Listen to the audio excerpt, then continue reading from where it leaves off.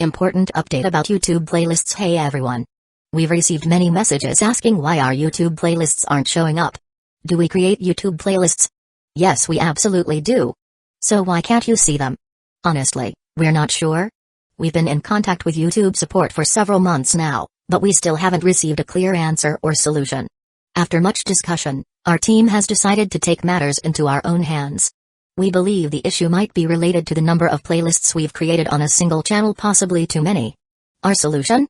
We're launching 2 additional YouTube channels, giving us a total of 3. This way, we can organize our audiobooks better and avoid the playlist visibility issue in the future.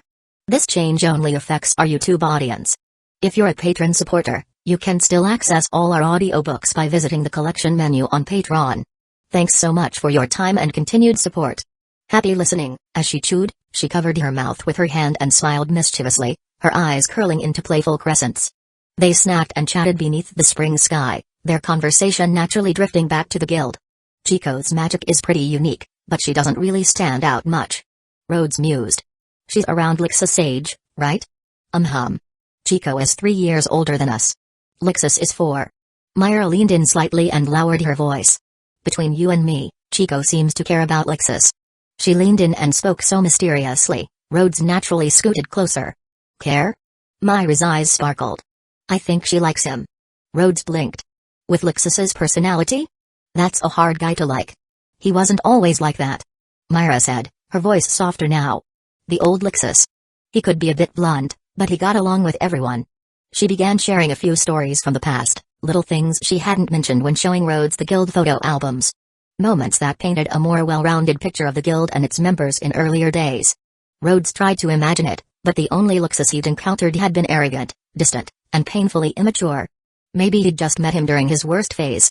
Would Lixus feel embarrassed someday, looking back at how he used to be? Oh yeah, I think I saw that green-haired guy yesterday, Fried, right? He hasn't been around much lately. Myra replied thoughtfully. Fried, Big Slow, and Evergreen barely drop by these days. They usually show up once every few months, and honestly, they never had that many friends in the guild to begin with. She chuckled. Maybe they just haven't had the chance to get to know you yet. Rhodes didn't know how to respond to that. At this point, he was something of a minor celebrity in the guild. From starting out as a humble waiter, to helping Myra on jobs, to everything else. Most of the guild knew him by now. But the so-called Thunder God tribe? He'd only crossed paths with them maybe twice. Their group name sounded like something a teenager would come up with. Myra, mind passing me a slice of pizza? Rhodes pointed to a lunchbox that had somehow ended up just slightly out of reach. Sure. Myra said, reaching for it. Then she paused. Wait, when did he scoot so close? Without another word, she jammed the slice into his mouth with just a bit too much enthusiasm. Rhodes choked slightly but managed to recover quickly. This wasn't exactly how he imagined being fed, but hey, pizza was pizza. They continued chatting, laughter and stories flowing easily between them. And before they even realized it, they were sitting shoulder to shoulder, leaning comfortably into each other beneath the blooming trees. Myra had been sitting in a relaxed mermaid pose, which made it easy for her to lean against the person beside her. The spring breeze carried a gentle chill, but neither of them felt cold. Rhodes caught sight of a few white magnolia petals drifting down in the wind and quietly pointed them out to Myra. In that moment, he felt that the scene before him was as beautiful as the person by his side, or maybe it was the person who made everything around her feel more beautiful. We should head back. Myra said softly, though it wasn't clear how much time had passed. Yeah. Rhodes nodded and slowly released the arm he'd wrapped around her. Neither of them wanted the moment to end, but they knew there'd be many more days ahead. They packed up together, folding the tablecloth, organizing the dishes, and carefully checking to make sure they left no trash behind, before making their way toward the park exit. Just as they were about to leave, Myra spotted a familiar figure. Is that Levy? Under a large tree in the center of the park, Levy Garden stood alone, pacing slightly and looking troubled. Looks like her. Rhodes confirmed. Want to say hi? Nope. Myra grinned mischievously. Let's hide and see who she's waiting for. You really love your gossip, huh? Rhodes muttered as Myra grabbed his sleeve and dragged him away. Her grip was surprisingly strong. But before they could find a good hiding spot, Levy had already spotted them. Myra. Rhodes. Levy waved brightly. Myra puffed out her cheeks and gave Rhodes a playful glare as if to say, this is your fault for walking too slow. Rhodes held up his hands in innocent surrender. Since hiding was no longer an option, they walked over to greet her. Levy's eyes sparkled with curiosity. No wonder you weren't at the guild. You two are out on a date. Yep. Myra replied without hesitation. We planned this flower viewing picnic a while ago. Levy drew out the sound, caught off guard by Myra's candidness. Seeing the way the two of them stood close together, so at ease and smiling, Levy started to wonder, were they going to just casually announce their engagement next? Anyway, Rhodes said, trying to steer the topic. Enough about us. What are you doing here all alone? What? Can't I enjoy flowers by myself? Levy huffed, folding her arms. The magnolias are beautiful this time of year, what's strange about that? Absolutely. Myra said with a knowing smile.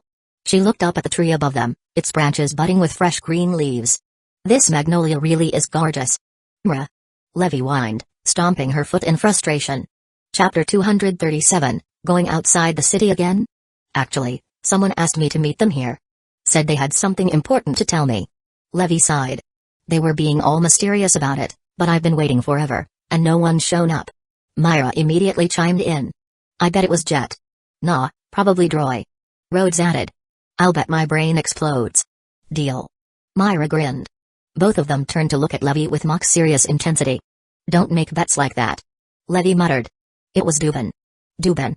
Rhodes raised an eyebrow. The name rang a bell.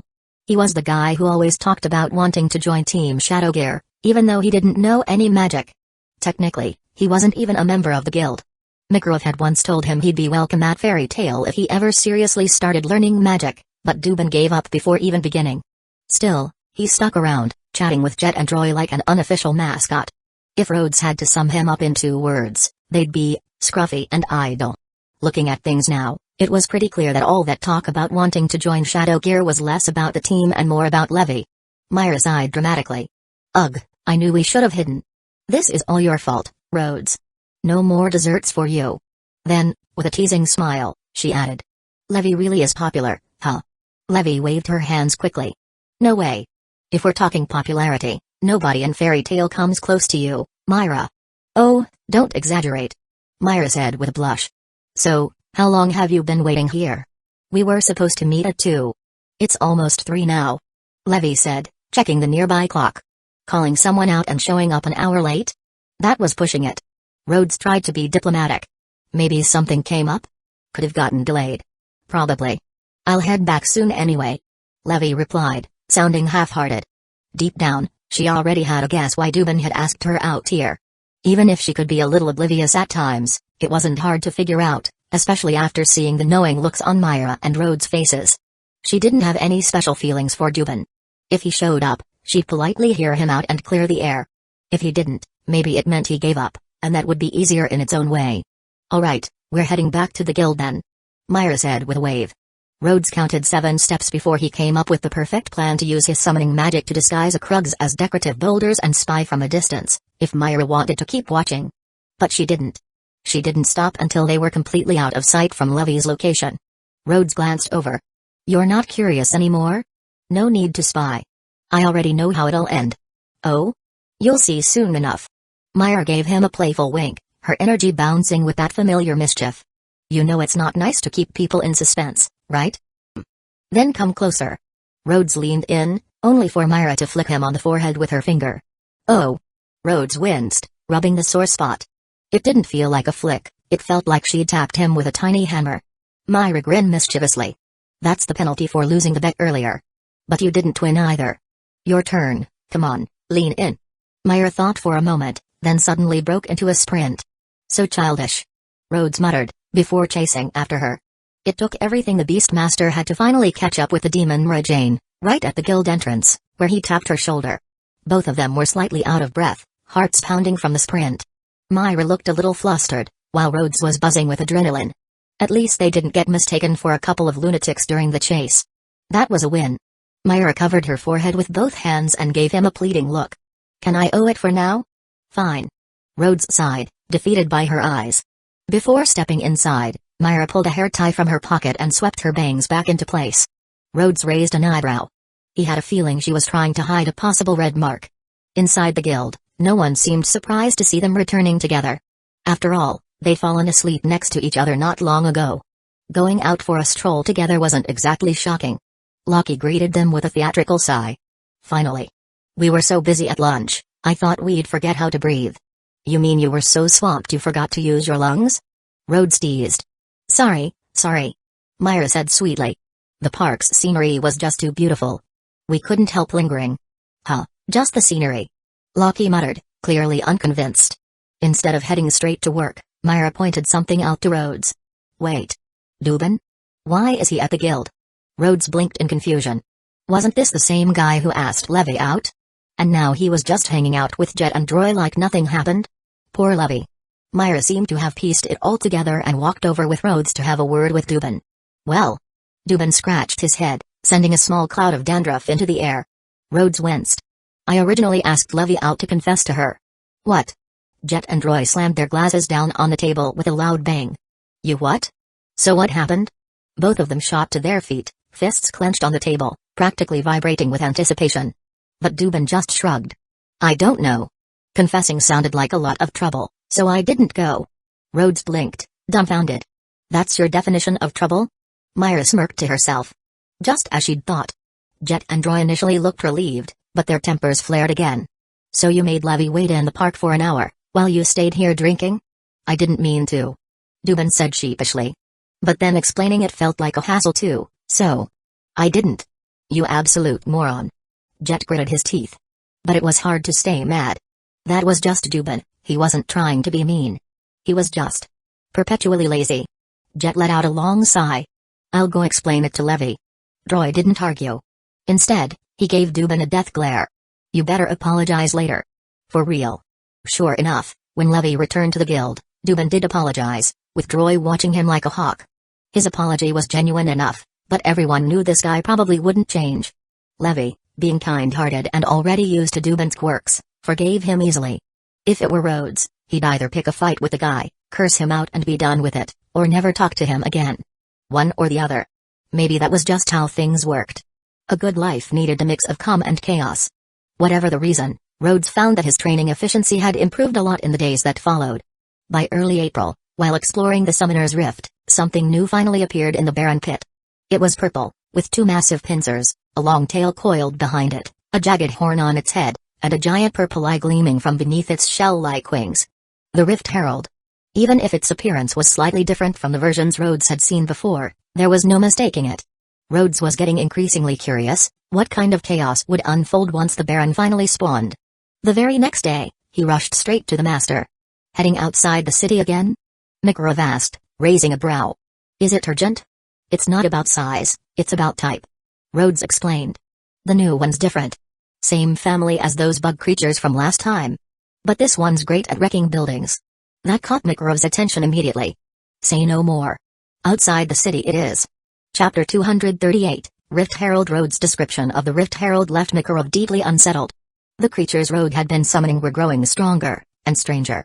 Concerned by the escalating power, Makarov decided it was best to relocate the summoning to a more remote, less populated location. He led Rhodes northwest, taking a path around the small hill where the girls' dormitory was tucked away, and out beyond the borders of Magnolia. They kept moving north until they arrived at a secluded spot near the mountains and a quiet lake. There wasn't a soul in sight. Even wildlife was scarce. It was the perfect place, no buildings, no civilians, and no consequences if things got loud. Knowing this summoning would take a heavy toll on his magic reserves, Rhodes made preparations beforehand. First, he summoned 2 scuttle crabs and let them roam the perimeter to ensure no one was lurking nearby. Then he summoned the blue sentinel and applied blue buff to himself, enhancing his mana recovery. He waited until his magic had fully recovered before dismissing the scuttle crabs and the sentinel. With this setup, the blue buff's boost would last for about 2 more minutes, granting Rhodes enough magical stamina to finish the summoning safely. Makarov observed all this quietly, occasionally setting up defensive enchantments just in case. Even if they weren't needed, it gave Rhodes peace of mind. Once Rhodes completed the chant, his face turned pale. His magic drained in an instant. It was one of the largest mana costs he'd endured to date. A swirl of purple light formed in front of them. As the summoning circle surged with energy, a strange, spine-chilling sound filled the air. Something between a hiss and a screech, like a blend of insect and serpent. Then it appeared. The creature's massive body erupted from the light. It let out a roar and stood still, looming like a fortress. Rhodes blinked. It kind of looked like an oversized scuttle crab. Except this one had a horn protruding from its head, hard, wing-like armor plating on its back, a long tail, and it was massive, easily several times larger than any of his previous summons. If a scuttle crab was a standard cart, this thing was a siege engine. The Rift Herald, sometimes called the Vanguard, the Tower Breaker. Its primary strength? Smashing through defenses like a living battering ram. It could even be ridden, charging into enemies at breakneck speed. Summoning it in the fairy tale world might seem strange, but it had undeniable battlefield potential. As Rhodes synchronized with the Rift Herald, he started receiving flashes of understanding, brief, instinctive data exchange through magical contact. As for its true capabilities, that was up to Rhodes to figure out through careful testing. Makarov watched Rhodes carefully, noting the pale look on his face. "How's your magic holding up?" "Not for long," Rhodes admitted. "I'll need to dismiss it soon. But before that..." He pointed to a barren hillside nearby. "Let's test its power. Target, demolition." The Rift Herald let out a rumbling roar and rose to full height. Its wings buzzed faintly with energy as it began to charge. In a flash of violet energy, it slammed into the hillside. Boom. The entire slope erupted as if hit by a massive explosive. Boulders and stones of all sizes blasted into the air. Cracks split through the earth, radiating from the impact point up the slope and deep into the foundation. Dust and debris flew in every direction. Thankfully, Makarov had set up a protective barrier ahead of time. The magic circle flared to life, blocking the avalanche of stones that flew toward them. "Incredible power," Makarov exclaimed. From his vantage point, he could see just how deeply the mountain had been damaged. Cracks spiderwebbed through the rock from the point of impact, spreading like veins all the way to the summit and far down into the roots of the hill. "If I transformed into a centile by taking over, and threw a full punch," he muttered. "Maybe I could do that much. But not with this kind of precision." The Rift Herald didn't stop there. Since it had been ordered to demolish, it continued its work. Raising its massive claws, it struck the same spot again with a heavy blow. Another eruption of rock and dust followed. The mountain trembled. The cracks widened. More rubble tumbled down the slopes. "Stop!" Rhodes quickly called out. "Any more of that and we'll lose the entire hill." Obediently, the Rift Herald froze and lowered its claws. Its ability to follow orders was surprisingly disciplined. But Makarov took one glance at the increasingly unstable slope and said, "It's too risky to leave it like this. Might as well finish the job." "Yeah, you're right," Rhodes replied. His face had gone pale, he was clearly out of magic. Even with the blue buff still lingering, the regeneration couldn't keep up with the Herald's mana drain. The Rift Herald gave one last, echoing roar and began to fade. Its enormous form turned translucent, then vanished entirely into a cloud of purple mist. As soon as it disappeared, Rhodes felt a noticeable difference. His magic began to recover much faster. He looked sheepishly at the wobbling hill. "Think you could take it from here? Give me a few minutes to recharge." "You really know how to time things," Makarov said, shaking his head with a sigh. Then his body swelled, muscles expanding and magic surging as he activated his giant magic. One massive punch later, the weakened hillside shattered beneath his fist. The already fragile hillside gave way with a thunderous crash, crumbling into a cascade of rubble. The ground around them shuddered from the force of the collapse. Dust billowed through the air, shrouding the area in a dense, earthen fog. A blanket of tan mist drifted over the spot where Rhodes and Makarov had stood just moments before. Coughing, Rhodes covered his mouth and nose, but before he could be fully engulfed, the president's large hand scooped him up and lifted him above the choking haze. Makarov carried him out of the dust cloud with ease, then returned to his normal size, a satisfied grin tugging at his face. "Ha! That felt great. All right, let's head back." The old man beamed. Rhodes blinked. "You feel better after toppling a whole hillside? Aren't you supposed to be the one keeping us in line?" He summoned a scuttle crab once again, and the two of them rode it back toward the guild. On the way, Makarov cast him a curious glance. "So, what are you planning to summon next?" "Maybe a dragon," Rhodes replied. "A dragon?" Makarov's expression shifted.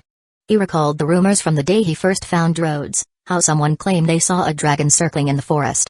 "I don't know if it's the same kind of dragon Natsu's searching for," Rhodes admitted. "But if I keep at it for a few more months, I might find out." The truth was, it would still take some time before he could fully integrate the Rift Herald into his combat arsenal, and the dragon, if it existed, was still even further out of reach. Fortunately, with the aid of the blue buff, the magic cost for turning wild summons into regular allies had dropped considerably. It gave him hope. Makarov fell quiet, his thoughts turning over. Dragons' lairs. Dragons. And in just a few months? What kind of storm is brewing? They were almost at the guild when Lucky ran up to them, waving frantically. "Master. Rhodes. You're finally back. Myra's been waiting for you both." Makarov raised an eyebrow. What's going on? It's the Cherry Blossom Festival. Lockie said brightly. It's the day after tomorrow. We've got to start the prep today. Oh ho. That time of year again. Mikarov's eyes lit up. Should we kick off the festivities tonight? Rhodes stared. Didn't you look super worried just a moment ago? Makarov puffed up with pride. Of course. He raised one finger dramatically.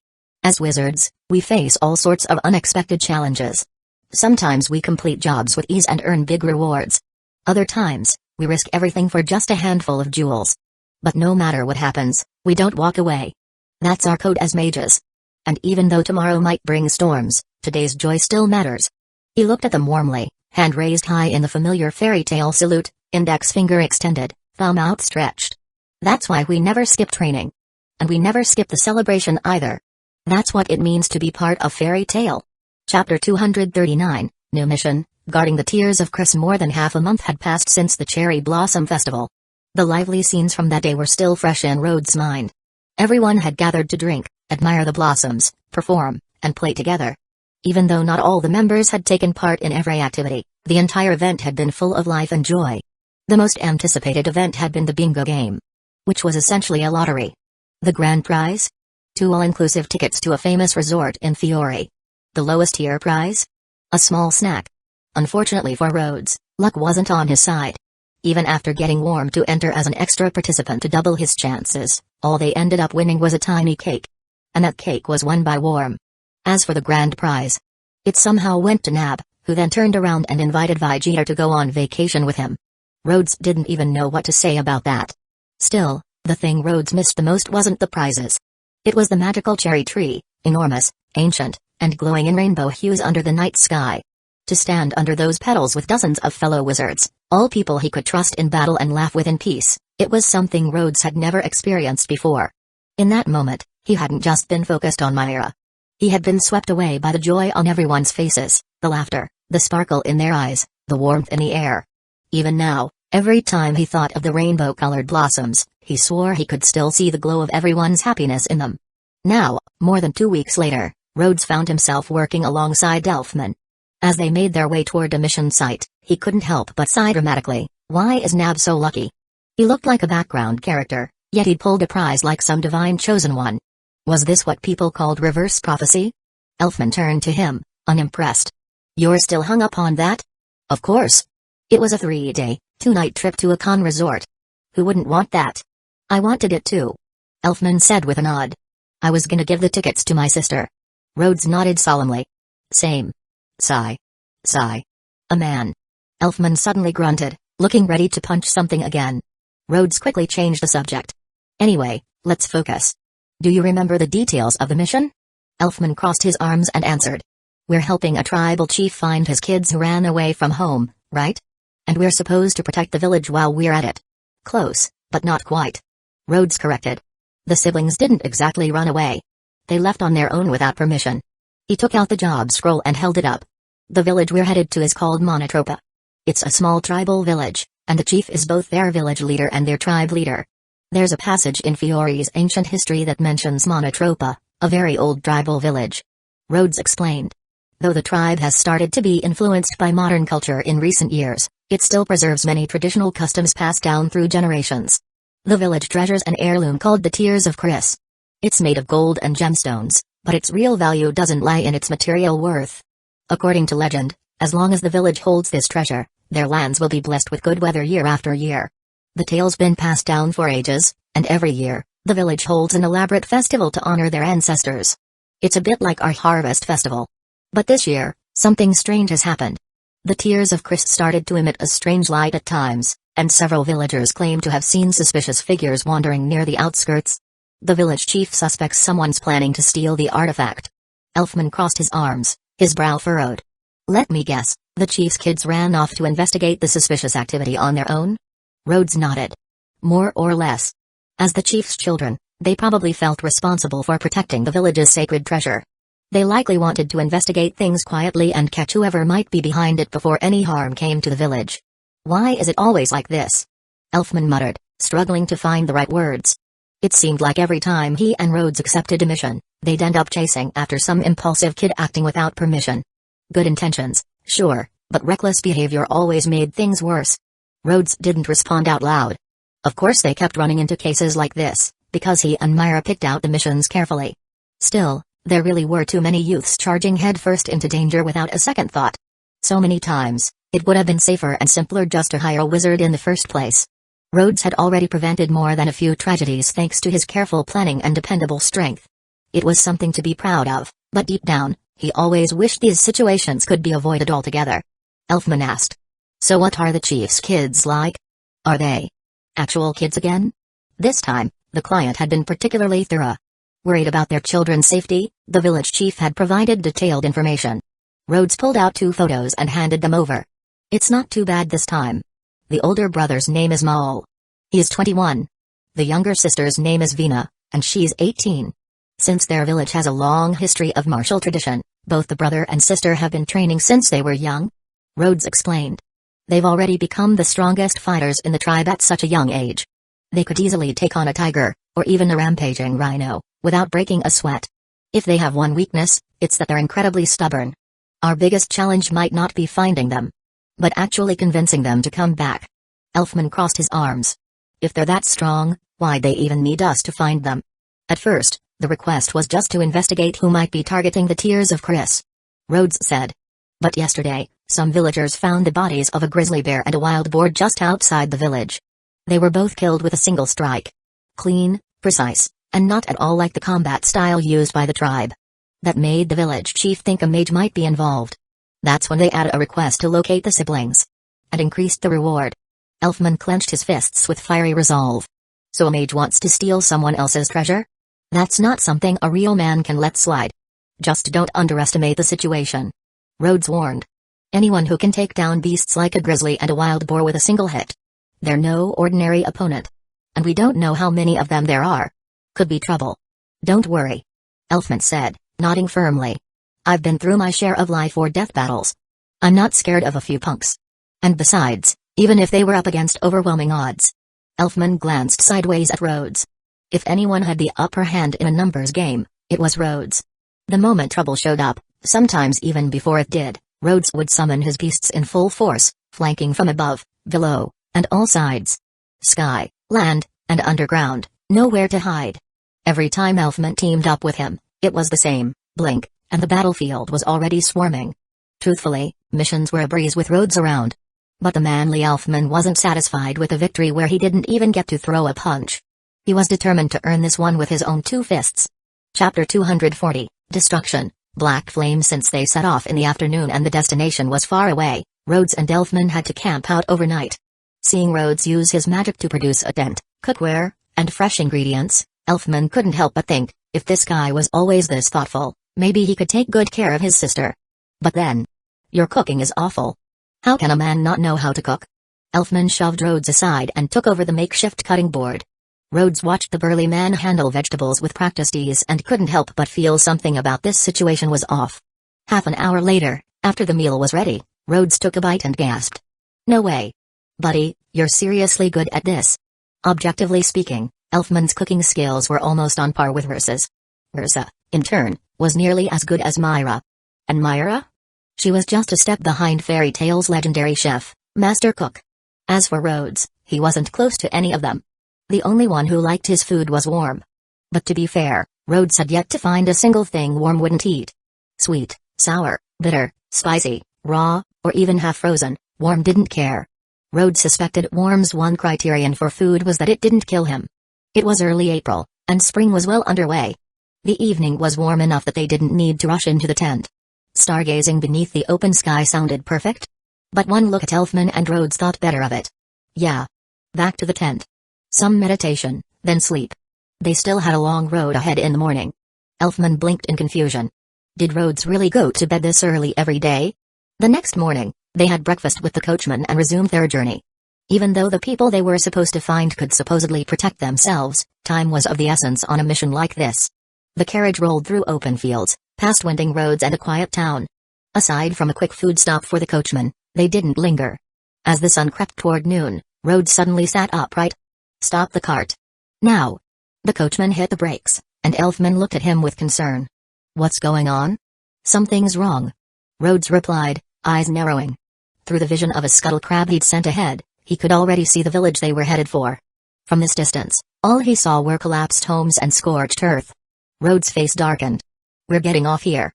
The road ahead wasn't safe. He couldn't allow the coachman to get any closer. It also wasn't safe to call the crab back yet. Rhodes instead summoned 2 merc wolves. He and Elfman each climbed onto one, then charged toward the village at full speed. Even as they advanced, Rhodes kept switching between his summoned creature's senses, scanning for ambushes or magical traps. Only after confirming the area ahead was clear did they continue their approach. When they reached the crest of a low hill, the full view of the village came into sight. Or rather, what was left of it? No longer a village, just a ruin. All around them lay wreckage, shattered walls, crumbling stone pillars, collapsed rooftops. The once proud village was reduced to rubble. Smoke was still rising from several spots, and near the village's entrance, a patch of black flames continued to burn ominously. Black flames? Rhodes narrowed his eyes. The strange sight immediately reminded him of Amaterasu from Naruto universe next door. He turned to Elfman. "You ever heard of flames like this?" Elfman shook his head, frowning. "Not at all. But I can tell this isn't your average fire." That much was certain. The presence of such unnatural flames strongly suggested this wasn't the work of bandits or beasts.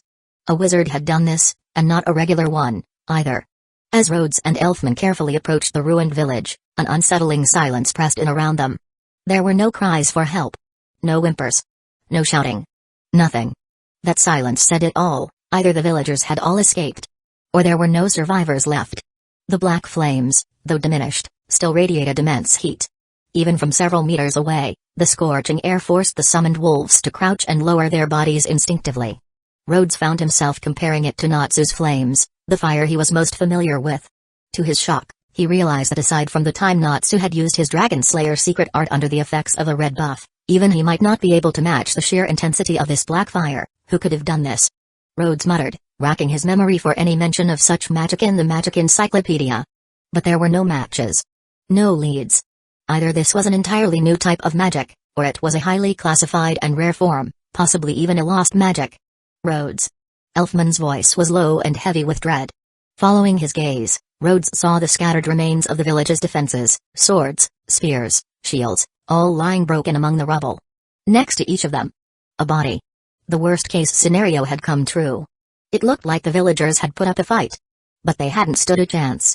With a grim expression, Rhodes summoned all his remaining wolves. He gently patted one on the head. "Fan out.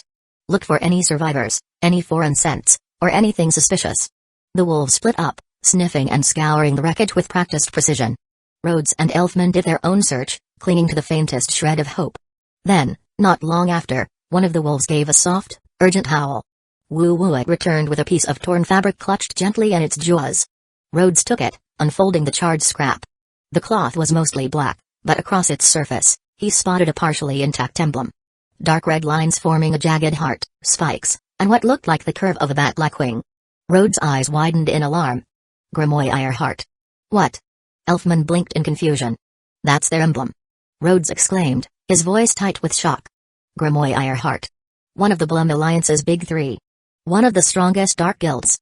A chill ran through him. He didn't know the full extent of Grimoire heart's power, but the guild's reputation spoke for itself. As one of the 3 major dark guilds that controlled over 90% of the underworld's magical networks, they were not to be underestimated. When Rhodes had accompanied Master Makarov to a regular guild conference some time ago, he remembered Master Goldmine mentioning the Blum Alliance. And when the name Grimoire heart came up, he distinctly recalled how several guild masters broke into a cold sweat. At the time, Rhodes had guessed that these 3 infamous dark guilds were perhaps the underworld equivalents of the powerful legal guilds like Fairy Tail and Blue Pegasus. Now, he realized, this mission had just escalated into something far beyond what he and Elfman could handle alone. Elfman seemed to grasp the weight of the situation too. "What do we do now?" "First, we call for backup." Rhodes activated his magic, instantly summoning a pen and notepad into his hands. Elfman opened his mouth, hesitated, and said nothing.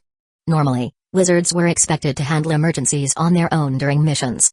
Requesting aid was often seen as a sign of weakness, or worse, failure. It was a bit humiliating. But this wasn't a normal mission. And this wasn't a normal enemy. Without hesitation, Rhodes tore off 2 sheets of paper and quickly wrote out a detailed account of what they discovered. He summoned one of his crabs and his loyal companion Worm. "You two," he said firmly. "Head to that town we passed earlier. Get this message to the mayor. Ask them to relay it to both Fairy Tale and the Magic Council. Most towns had communication lacrima for this kind of emergency. Rhodes wrote the note under his official Fairy Tale credentials, requesting urgent action. He sent Worm along because, out of all his summoned creatures, Worm was the most intelligent, and, more importantly, the friendliest looking.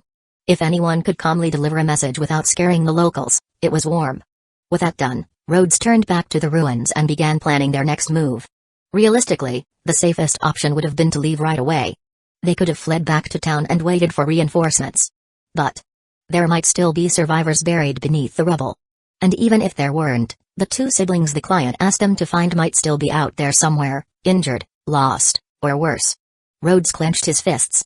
As Fairy Tale wizards, they couldn't just turn their backs and run. He quickly reviewed the situation. Based on a mission description and what they'd seen so far, it was likely that Grimoire Heart Skull had been the artifact, the Tears of Chris. That shredded piece of fabric they'd found was probably left behind by one of their members. And judging by how there weren't any enemy corpses around, Grimoire Heart had likely retrieved their fallen comrades before leaving. That meant they'd had time to calmly sweep the area, gather what they needed, and vanish without a trace. So, the artifact was probably gone. Taken. And if they'd left so thoroughly, it was unlikely they'd return. For now, that meant he and Elfman were safe, unless, of course, one of them decided mid-escape that they hadn't erased their tracks well enough and came back to clean up. Let's search for survivors, Rhodes said, voice steady but grim. We can't linger here long. He sighed as he scanned the scorched ruins once more. Sometimes, doing the right thing made him feel dangerously exposed. Conscience could be a heavy burden for a mage. Chapter 241, Sevenkin of Purgatory, Rustro's Awoo. One of the wolves let out a short bark and began pawing at the ground. It had clearly discovered something. Rhodes and Elfman rushed over to find a weathered hand protruding from beneath a collapsed wall. Thankfully, the slab had landed on a pillar, leaving just enough space to keep the man from being completely crushed. Without hesitation, Elfman dug his heels in and heaved the fallen wall away, flipping it into a nearby clearing. Beneath the rubble lay an older man, perhaps in his 50s. His features bore a resemblance to the man in the photo, Mal's father, most likely.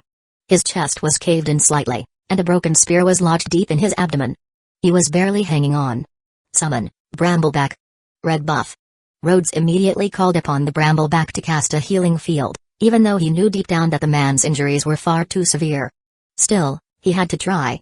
The old man stirred. His deathly pale skin took on the faintest trace of color, and his eyes fluttered open with great effort. But when he caught sight of the two strangers, fear and fierce determination flared in his gaze. He looked ready to go down fighting. We're mages from Fairy Tale, Rhodes explained quickly. We just arrived after accepting the request to find Mal and Vina. At his words, the fear faded. What replaced it was a desperate kind of hope. I'm Peter. He rasped. You're the chief of Monotropa? Elfman asked. Yes. Rhodes gestured at Elfman to stop. The old man didn't have much time, and every word counted. Peter, fully aware, focused all his remaining strength. Mal and Vina. North Woods. Save them. Enemies. Strong. Many. Run.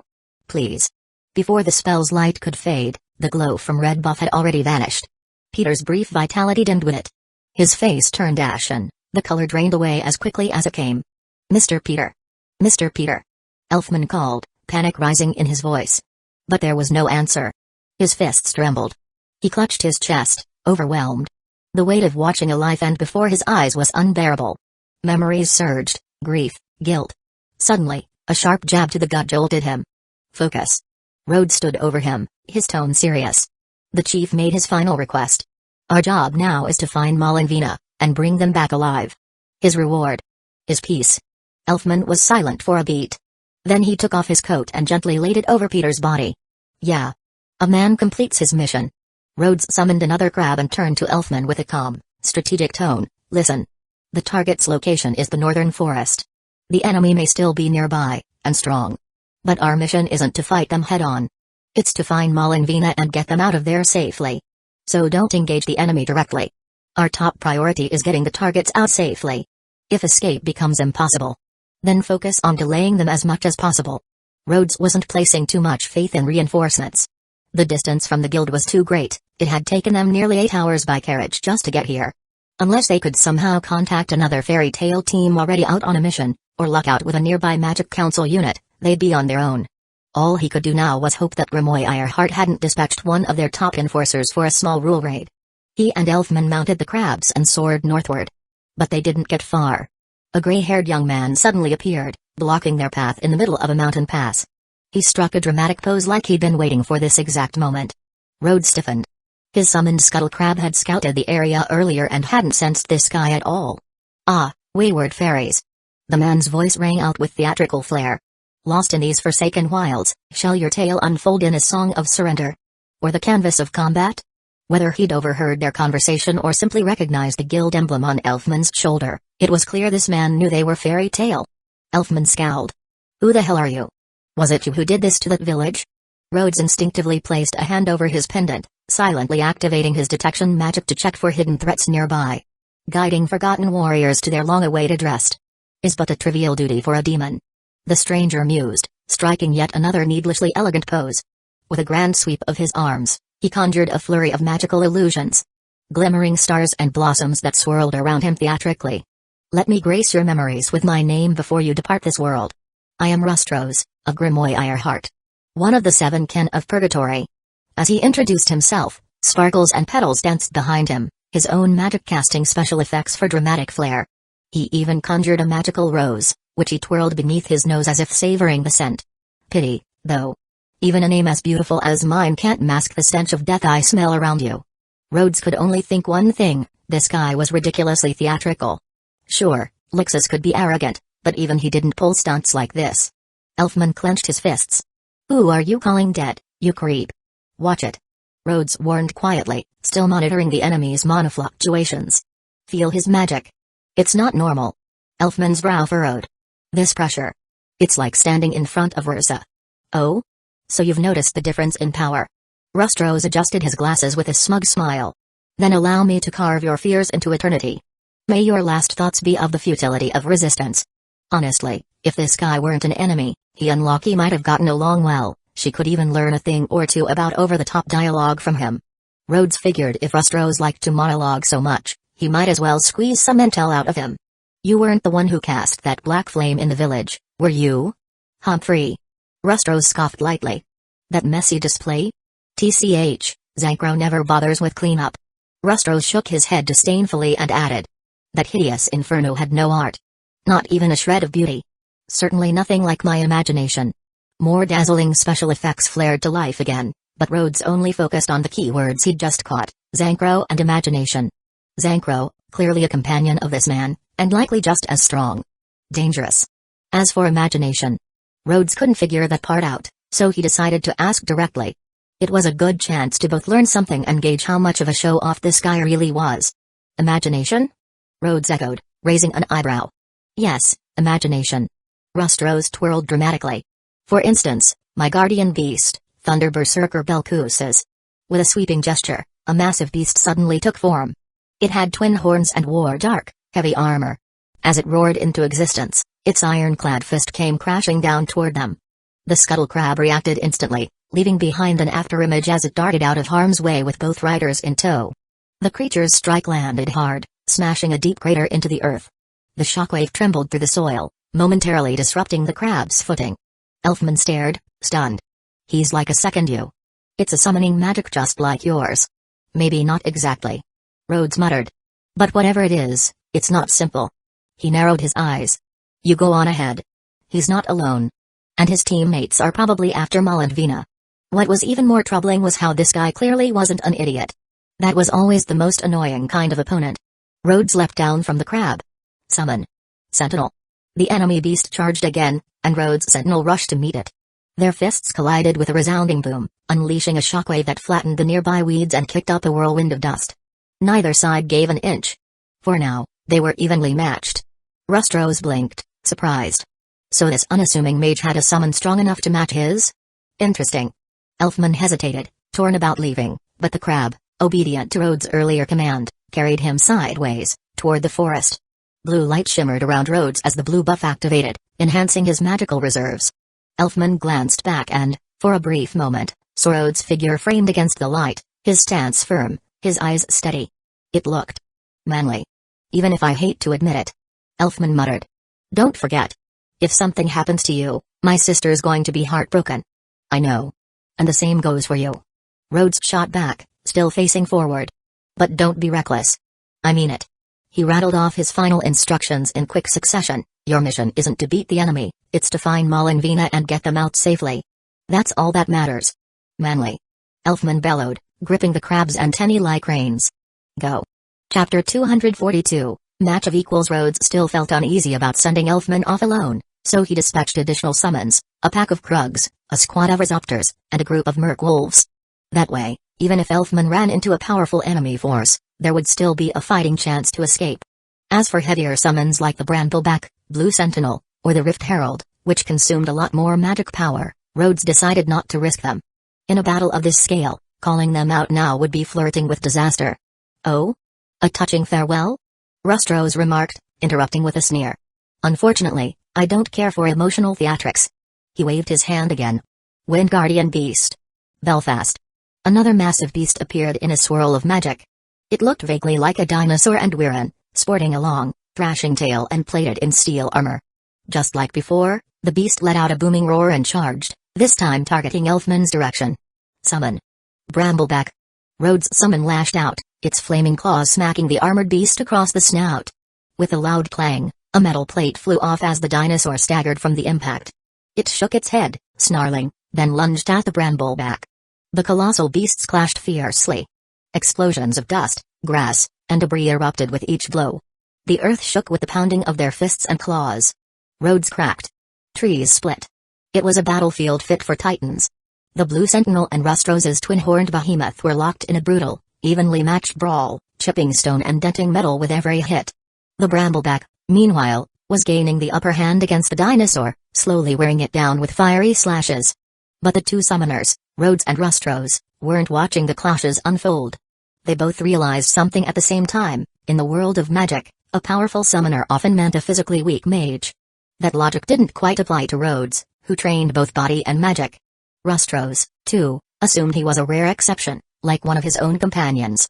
At that exact moment, both men locked eyes, and smiled slightly. A strange mutual understanding passed between them, and then they attacked. Let me show you the might of my imagination, Damocles' sword formation. Rustrows called out. Take over. Raptor. Featherstorm barrage. Rhodes countered. Dozens of elegant, magical swords materialized around Rustrows and hurtled toward Rhodes.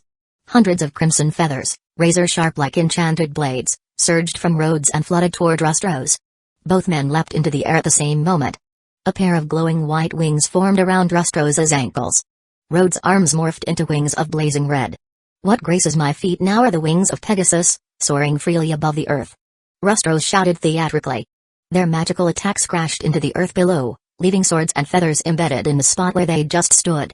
High in the sky, they eyed each other, both surprised the other could fly. But Rhodes wasn't done. Using his takeover magic combo, he triggered another feather storm midair. Hundreds of burning red feathers surged toward Rustrows once more. Rhodes adjusted his aim slightly, accounting for the enemy's speed, tightening the radius. In my left hand is a golden shield that can repel everything. A strangely shaped golden shield materialized in a shimmer of light, deflecting every crimson feather launched toward Rustrows. Both Rhodes and Rustrows reached the same conclusion: this guy isn't your average summoner. Is that takeover magic? Or some kind of transformation magic? Rustrows was certain of his guess, but Rhodes shook off the notion. Though the function felt similar, Rhodes could tell from experience that this wasn't standard summoning or equip magic. As someone well-versed in both disciplines, he sensed no spatial distortion that would normally come with conjuring or equipping. Could it really be tied to that imagination he mentioned? He wondered. Don't tell me this guy can just conjure anything he dreams up. If that's true, then why would he waste time attacking a small tribal village over some relic? The two men landed on opposite ends of the battlefield where their four titanic summoned beasts continued to clash. Ha ha ha. What a spectacular duel. Rustrows laughed, completely abandoning any thoughts about Elfman, who was rapidly escaping the area. That white-haired man will be taken care of anyway. You, on the other hand, you're much more fun. I've never met another wizard whose magic mirrors mine so well. His gaze grew sharp. But let's see. Can you overcome limitless imagination? He spread his arms wide. Dark purple and black energy coiled around him like a vortex, glittering with magic sigils and sparks. Whether it was pure magical pressure or just flare, Rhodes felt the weight of it. His magic power is incredible. Rhodes clenched his fists. In raw energy, He far outclasses me. But that didn't mean he had no chance. The passive mana regeneration from the blue buff might allow him to hold out in a prolonged battle. If he played it right, it could even the odds. Still, it wasn't just this enemy he was worried about. Using the shared vision of his summoned crab, Rhodes checked on Elfman, who had just reached the forested mountains. No pursuers so far. That was good. More importantly, Worm and another scuttle crab had made it to a nearby town and successfully located a communication magic crystal. Worm didn't know how to use it, but thankfully, a town official in formal black robes helped initiate the connection with Fairy Tale's main guild crystal. Rhodes watched through the crab's shared vision as the communication magic crystal buzzed with a soft glow, and Myra's figure appeared in its shimmering display. Seeing her like that, distant but so close, was strangely surreal. Worm quickly held up the 2 pieces of paper Rhodes had written. Myra's expression tensed as she read, her brows furrowing in concern. The next moment, her image vanished, and Makarov took her place on the screen. Rhodes couldn't hear what the master said, but the suited official who'd been helping quickly nodded, picked up a pen, and scribbled something down before showing it to the crab. Don't engage. Hold position. Reinforcements en route. Rhodes smiled bitterly. A bit late for that. He had already clashed with one of the enemy's elites. Rustros, a member of the 7 Kin of Purgatory from Grimoire Ironheart. If the entire squad was mobilized, Rhodes knew he wouldn't stand a chance. But from what he could tell, Rustros was the only one nearby. After the call ended, the official turned to notify the Magic Council, clearly rattled. He knew exactly how dangerous a dark guild like Grimoire Ironheart was, and he didn't want this quiet town to become the next Monotropa. Suddenly, bang! A deep groan echoed across the field. Ah! Came a roar of agony. Rhodes turned back just in time to see the steel-armored dinosaur beast crash to the ground under Brambleback's fiery blow. It let out a final cry before its form flickered and dissolved into mist. Belfast! Rustros shouted, stunned. He hadn't expected one of his guardian beasts to fall so quickly. Glaring at Rhodes, his fury surged. You insolent little mage! Rustros bellowed. He swept his hand dramatically. Appear. My 3rd guardian beast, a Leukotek of ice. A massive polar bear wreathed in icy mist emerged from thin air, snarling as it stomped onto the battlefield. And the 4th, Antiketek of blizzard. From the other side, a snow-draped mammoth trumpeted its arrival, tusks glistening with frost. Both monsters charged Brambleback with thunderous roars, icy winds trailing behind them. Rhodes winced. You've got to be kidding me. Can this guy summon forever? Chapter 243, Take Over, Grump Summon. Brambleback. With a surge of fiery energy, another blazing beast emerged. Now with 2 Bramblebacks, Rhodes had them both lunge at the ice-covered monster conjured by Rustros's imagination. Despite the powerful support of his blue buff, maintaining 2 Bramblebacks and a blue sentinel at once was pushing Rhodes' mana reserves dangerously low. His expression tightened. The burn rate was unsustainable. The good news? The ice monster seemed particularly vulnerable to fire. Between the Brambleback's relentless strikes, it wouldn't last much longer. But that raised a far more troubling question. How many more can this guy summon? Rhodes couldn't afford to let this drag out forever. He narrowed his eyes, trying to decipher Rustros's magic. Hey! Are you using molding magic? The more Rhodes observed him, the more he noticed a faint resemblance to Gray's and Loki's styles. They shaped magic into objects, Gray using ice, Loki using wood. Could this guy be using something similar? Rustros gave a soft, haughty laugh. Molding magic? How unimaginative of you. He tossed his silver hair over his shoulder with a dramatic flair. My magic is nothing so mundane. It is a lost magic, closer to the source of all magic itself. I wield the Arc of Embodiment. He extended his arms with flourish, shadows swirling like silk ribbons around him. Everything I imagine can take form. Even if it lacks elegance. Or beauty. As if to prove his point, dozens of weapons began appearing in midair, artillery cannons, turret launchers, and missile tubes of every grotesque shape and size. Their black, hollow barrels gleamed with magical light. Rhodes' stomach dropped. This crude, unrefined form of my power is not to my liking. Rustros said smoothly. But every now and then. His grin sharpened. I do enjoy a little firework display to mark someone's funeral. Boom boom boom. Dozens of magical cannons roared to life, hurling magical projectiles in a colorful, deadly barrage. Explosions rocked the battlefield as several of Rhodes' summoned beasts were hit mid-battle.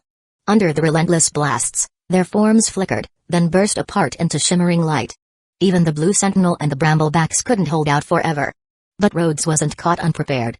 Before the creatures could be fatally destroyed, he dismissed them, vanishing them back to the rift. In their final moments, the Blue Sentinel renewed Rhodes' blue buff, and the bramblebacks layered him with another red buff, just in case. As the battlefield cleared, the cannons began to turn, this time, directly toward him. Rustros raised a single arm like a conductor before a symphony. Vanish, you pitiful little sprite. In the brilliant music of my farewell salute.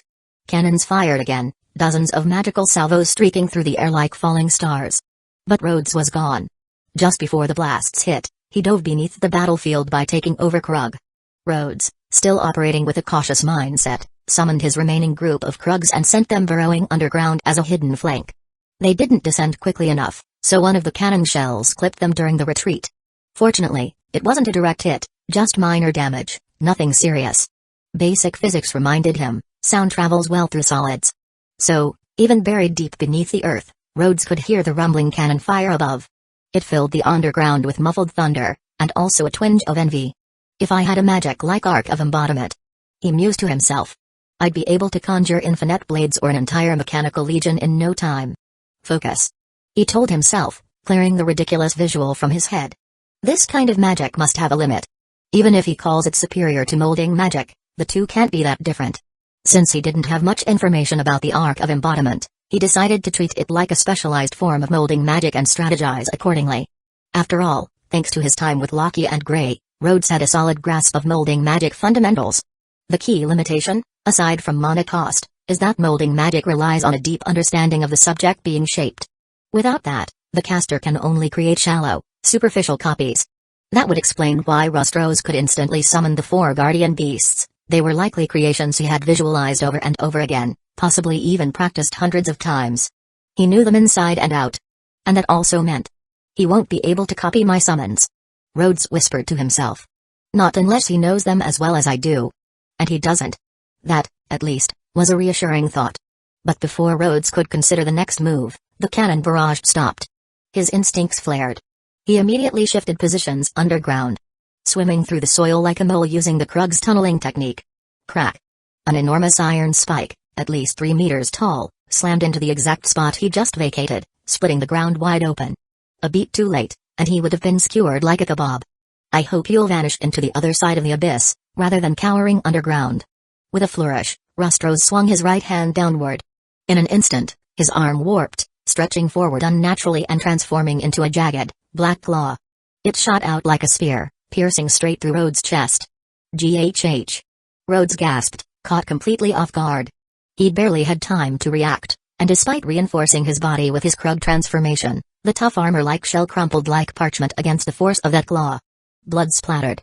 A deep gash carved across his arm, and a gaping hole opened in his left shoulder. Rustros's dramatic incantation came a beat too late. I am the king of the underworld, my right hand, the obsidian blade that cuts through all things. Rhodes gritted his teeth. What a load of melodramatic nonsense. But he didn't retreat. Instead, he seized the monstrous black arm with both hands, tightening his grip despite the searing pain. If the enemy was going to gift trap a limb and serve it up, Rhodes wasn't about to let it go to waste. A bright flash of light burst from Rhodes' body as he activated a form he'd never dared use in real combat. His skin turned a sickly purplish brown. His legs thickened grotesquely, his arms bulged with tumor-like bumps the size of a baby's fist, and his jaw swelled like an overinflated balloon. His eyes puffed up, dark rings of purple forming beneath them. His hair twisted into dreadlocks, adorned with small, poisonous mushroom-shaped accessories. Take over, Gromp. This transformation was one Rhodes had always considered too hideous to show anyone, not even his closest friends.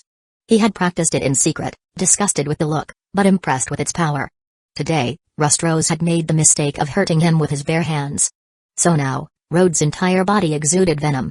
From head to toe, he was toxic. The arm he clung to was already smoking where it touched his poisoned skin, and the dark claws that had impaled him were hissing and melting from contact with his blood. Ribbit Rhodes' swollen cheeks contracted, and then puffed up like balloons.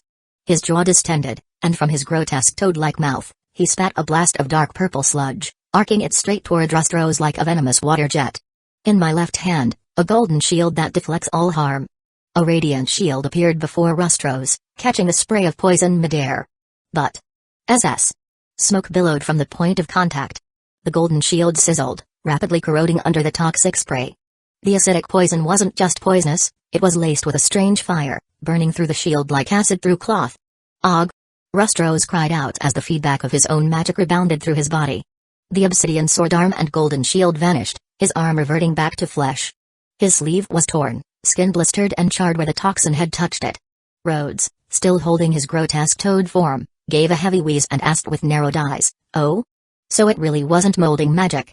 That claw and shield just now, were they real? Not constructs, but physical?" Rose didn't answer. Instead, a pair of shining springs materialized beside him, washing the poison from his scorched arm.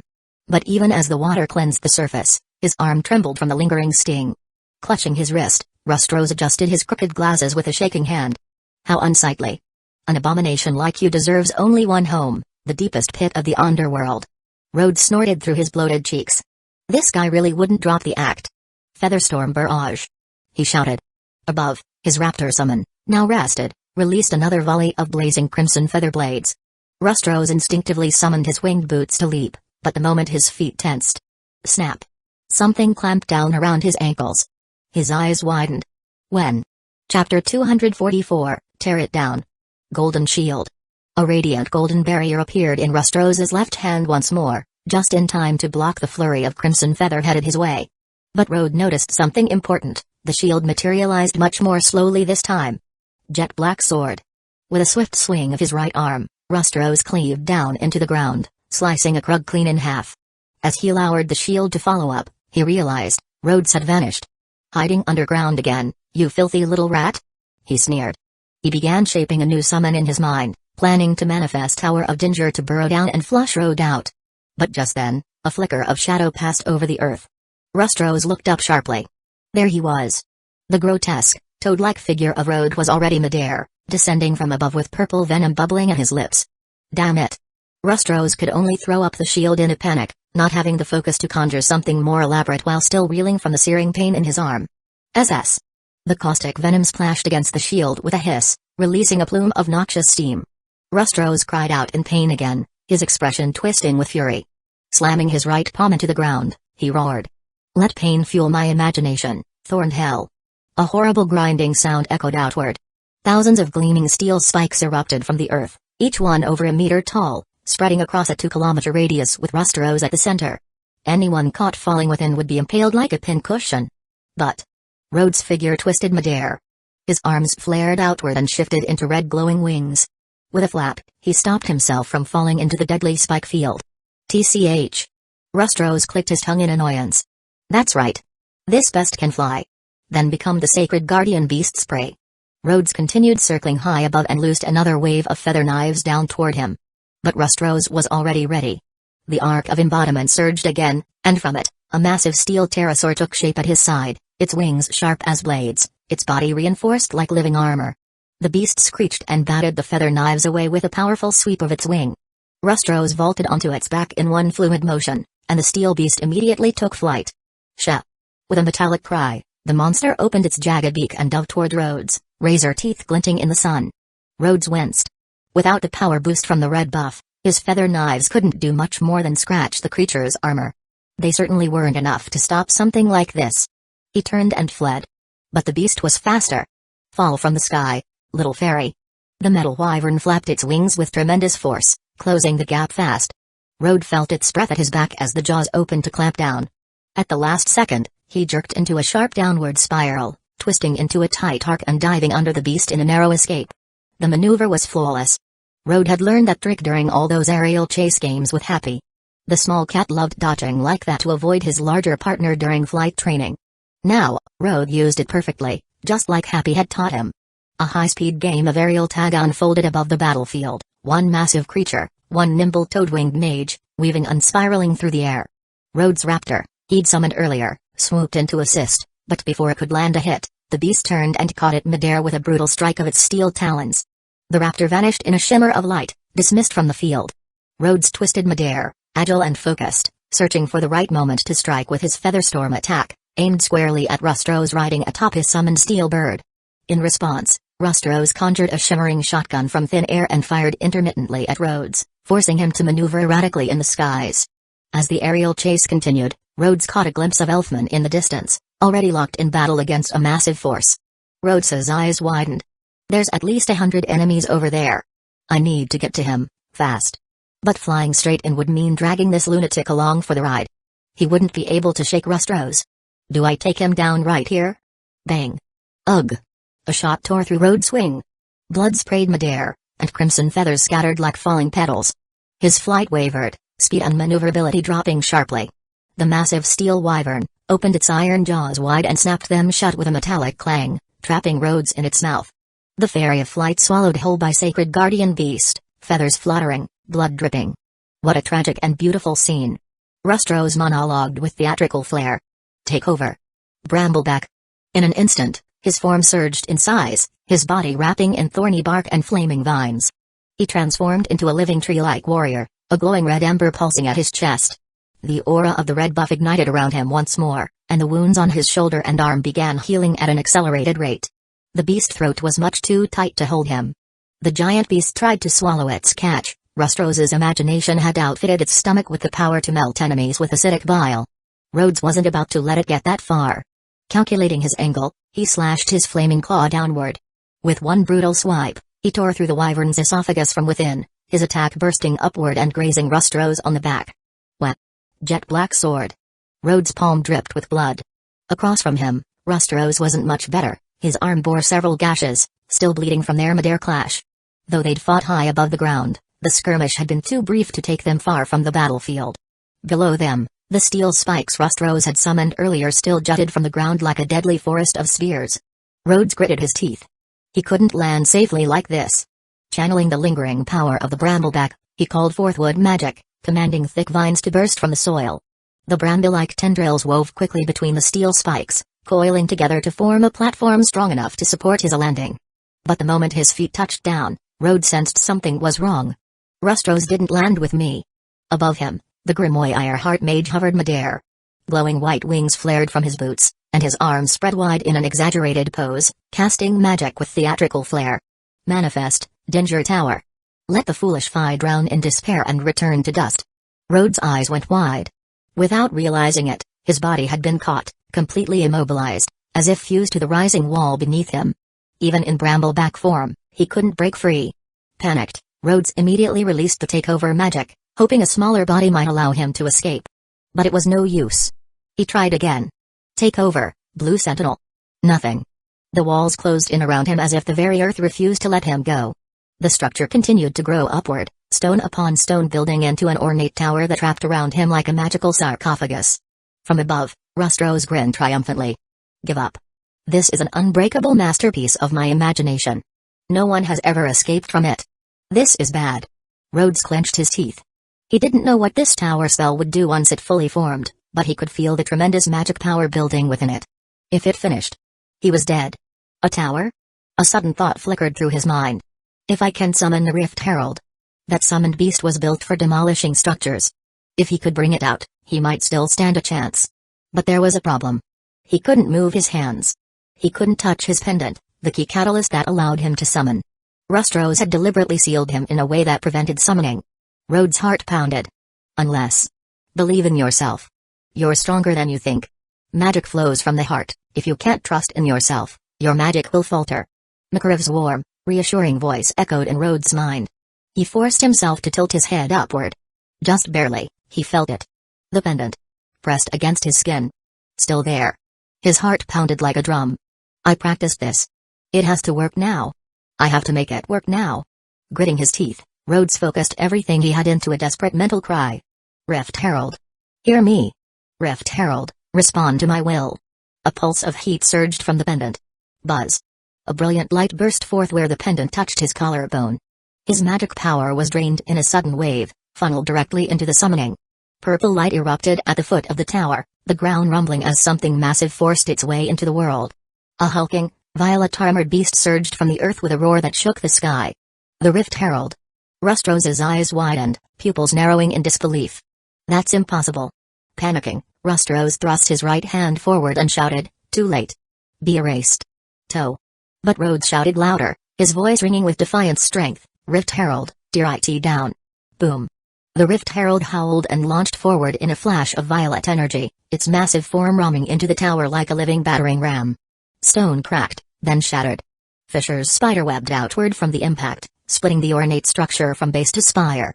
The force rippled upward, reaching the section that held Rhodes captive. Chapter 245, Magic fades. Rhodes gritted his teeth and managed to yank one arm free, clawing his way out of the cracked tower wall. All around him, the once majestic structure, glowing with radiant light and now laced with deep fractures, began to hum ominously. Rustrose's grand spell was reaching its final stage. Ugh! Rhodes winced. His entire body was beginning to sting. The intense magic was scorching through his clothes, burning his skin with raw, arcane heat. He fought to free the rest of himself, all while urging the Rift Herald to move faster. Bang! Bang! The Rift Herald's massive claws slammed repeatedly into the base of the tower. Each strike caused more cracks to splinter across its surface like a spiderweb. With a final yank, Rhodes broke free just as the entire tower began to collapse. The ornate structure shattered, dissolving into radiant fragments before the debris could even hit the ground. No. Impossible. My Dinger Tower. Rustrose screamed. His proudest and most powerful creation was shattered before completion. Rhodes tumbled through the air, his magic power nearly depleted. He had no energy left to summon the raptor for flight. Just then, the Rift Herald unfurled its mighty wings and caught him mid-fall. He landed atop the creature's massive violet carapace, specifically the glowing orb embedded at its neck. In the game, this orb was a weak point. But here, it functioned more like a cockpit. As Rhodes touched down, the surface softened beneath him like a springy trampoline. Rather than bouncing off, his body gently sank inside. Technically, it was still a vulnerable point. If Rhodes died, the Rift Herald would vanish. But it also granted him control. Once inside, his vision shifted. Before him were two large translucent screens and countless smaller ones surrounding him in a wide arc. They were the Herald's vision, like compound insect eyes, granting a panoramic, multi-angled view of the battlefield. Though not as sharp as the scuttle crabs, it still gave him an impressive battlefield vantage point. Rhodes briefly wondered if the Rift Herald was somehow related to the scuttle crab. They certainly shared traits. Meanwhile, Rustrose was collapsing emotionally. My tower. It was perfect? He muttered, trembling. A masterpiece, destroyed. Unforgivable. But Rhodes had no interest in the melodrama of a dark wizard. He was nearly out of magic. He had no strength left for drawn-out speeches. There was only one command left to give: kill him. The Rift Herald lowered its horn, gathering momentum. Its wings flared with violet energy. Then it launched forward like a living missile, a blur of amethyst power streaking across the battlefield. Guardian beasts, manifest. Rustrose screamed. 4 magical creatures appeared in an instant, summoned in panic to intercept the charge. Before Rhodes could even identify what they were, the Rift Herald smashed through them like a giant purple bowling ball. 4? It could have been 40. It wouldn't have mattered. The Herald didn't stop. No. Rustrose's face contorted in disbelief. Desperate, he began to materialize a shield. Even he knew it was pointless. Boom. The Rift Herald slammed into Rustrose with all the force of a meteor. There was a sickening crack, the kind that made your stomach turn. Rustrose coughed up a large mouthful of blood as he was sent flying like a rag doll, tumbling through the air before crashing into the distant underbrush and vanishing from sight. Rhodes' magic power had finally hit its limit. The Rift Herald's form flickered, growing more transparent by the second until it vanished entirely. As the protective shell of the Herald faded, Rhodes dropped from its back and slammed into the ground below. Ow! It wasn't the fall that hurt the most, but the accumulation of serious injuries he'd endured throughout the fight. The searing pain in his shoulder, the slash on his palm, it was all catching up now. What he wanted more than anything was to summon the Brambleback and Blue Sentinel to heal and recover. And, ideally, go over and finish off Rustrose just in case. But he didn't have the energy to do either. It's all gone. With his magic drained to the last drop, Rhodes could feel every single wild creature he'd summoned, Krugs, Merc Wolves, Raptors, all returning to the Summoner's Rift. That included the summons he'd dispatched with Elfman. The worst part was that he lost his shared vision along with them. Right before his vision was cut, he had seen Elfman. He'd found the siblings they were tasked to rescue, Mal and Vina, but they appeared to be surrounded. Rhodes gritted his teeth and sat cross-legged, forcing himself into meditation. He had to recover his mana, and fast. After splitting up with Rhodes, Elfman had ridden the crab north, deeper into the forest. With support from Rhodes' summoned beasts, he'd managed to defeat one of the enemy scout squads and, with the help of the Merc Wolf's keen sense of smell, finally located the hidden siblings. Mal stood dull and broad-shouldered, not one bit less intimidating than Elfman himself. His outfit was a tribal mix, leather armor layered over a battle skirt, sturdy boots, and a toga-style sash. A round shield was strapped to his left arm, and a long spear was gripped firmly in his right. Vina, his sister, had an equally commanding presence. Her beauty was striking, But it didn't take away from her warrior's poise. Like her brother, she wore a battle-ready outfit and carried a shield, though her weapon of choice was a long sword. Elfman flashed the fairy tale guild mark and handed over their letter of authorization, earning a wary but eventual trust. He quickly explained the situation, the attack on their village, the devastation, and the death of their father, Chief Peter. But Maul was having none of it. "What kind of joke is that?" he barked, his voice full of disbelief. "Our village is full of warriors, 300 strong. Trained fighters who would never go down that easily." He clenched his jaw. "My father. He's the strongest warrior of our tribe's older generation. He's never lost a fight. Not even to a wizard." Elfman didn't say anything. Instead, he quietly pulled a blood-stained scrap of cloth from his bag. He knew it might seem disrespectful, but this piece had been torn directly from the tattered remains of Peter's clothing. Rhodes had thought ahead, knowing they'd need something solid to convince the siblings quickly. Maul and Vina instantly recognized the pattern on the blood-stained cloth. It was an emblem worn only by the village chief and the mightiest warriors of their tribe. "Brother." Vina's voice trembled as she brought a hand to her mouth, tears welling in her eyes. "That's father's tunic." "What he said. It's true." "No. I'm going back to the village right now." Maul growled, fury erupting in his eyes. Elfman stepped in front of him, blocking his path. "We're getting out of here, but we can't go back to the village. Not yet. The forest is crawling with enemies. Some of them are strong. Really strong." He added gravely. "My teammate is holding them off to buy us time. We have to reach somewhere safe first." Maul's jaw tightened. "Move." Elfman didn't budge. Chief Peter's final words were clear. "He asked us to find you, and take you away." Maul froze. The mention of his father's dying wish sent a jolt through him, and though he was trembling with frustration, his rage wavered. "Brother," Vina said softly, placing a hand on his arm. "We need to listen." "Damn it!" Maul roared, slamming his spear into the ground as if to vent his helplessness. "If I hadn't left on my own. If I'd stayed in the village." Elfman held back what he wanted to say, that if the siblings had been there, they might not have made it out alive. "There they are." A shout rang out from the trees. "But why are there 3 of them?" "Doesn't matter." Lord Zancro said to bring back the 2. "Move." Maul's eyes snapped toward the intruders. "It's them. Those shady people we spotted near the village days ago." Vina gripped her sword and shield tightly. The same enemies they had once hunted were now hunting them. "No time to argue. Follow me." Elfman shouted, surging ahead. "Partial takeover. Beast arm." His muscled arm transformed with roaring energy and sent 3 sword-wielding assailants flying with a single strike. A few more enemies raised their staves to cast magic, but a squad of raptors swooped down and launched a barrage of razor-sharp feathers, knocking them to the ground. "Incredible." Maul gasped. "Let's move," Vina added. The siblings followed Elfman into battle, fighting their way through. Enemy reinforcements kept pouring in, drawn by the noise.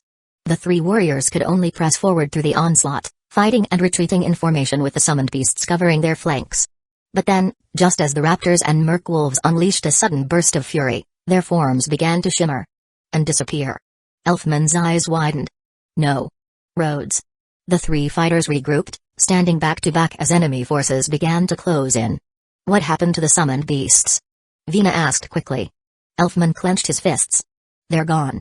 That magic comes from my companion. Either he summoned them all to help, or..." He didn't finish the thought. He didn't have to. Either Rhodes was desperately calling every last piece to hold off something overwhelming, or his mana had run out, and worse, something had happened. No matter what the case, Elfman knew one thing for certain: he had to finish this and reach Rhodes as fast as possible. Chapter 246, Zancro, the 7 Kin of Purgatory. In the depths of the forest, a golden-haired young man strode forward with arrogant steps, as if the world owed him something. Scattered around him was a squad of 10, moving cautiously and scanning their surroundings. The golden-haired youth was Zancro, one of Grimoire Ironheart's 7 Kin of Purgatory. His face was twisted with impatience. "I came here to find the key, and instead I'm stuck with this pathetic errand?" One of the subordinates, careful with his tone, replied. "You promised to Lord that you'd bring back the siblings. He said the strongest warrior of this generation from that tribal nation would make a fine servant.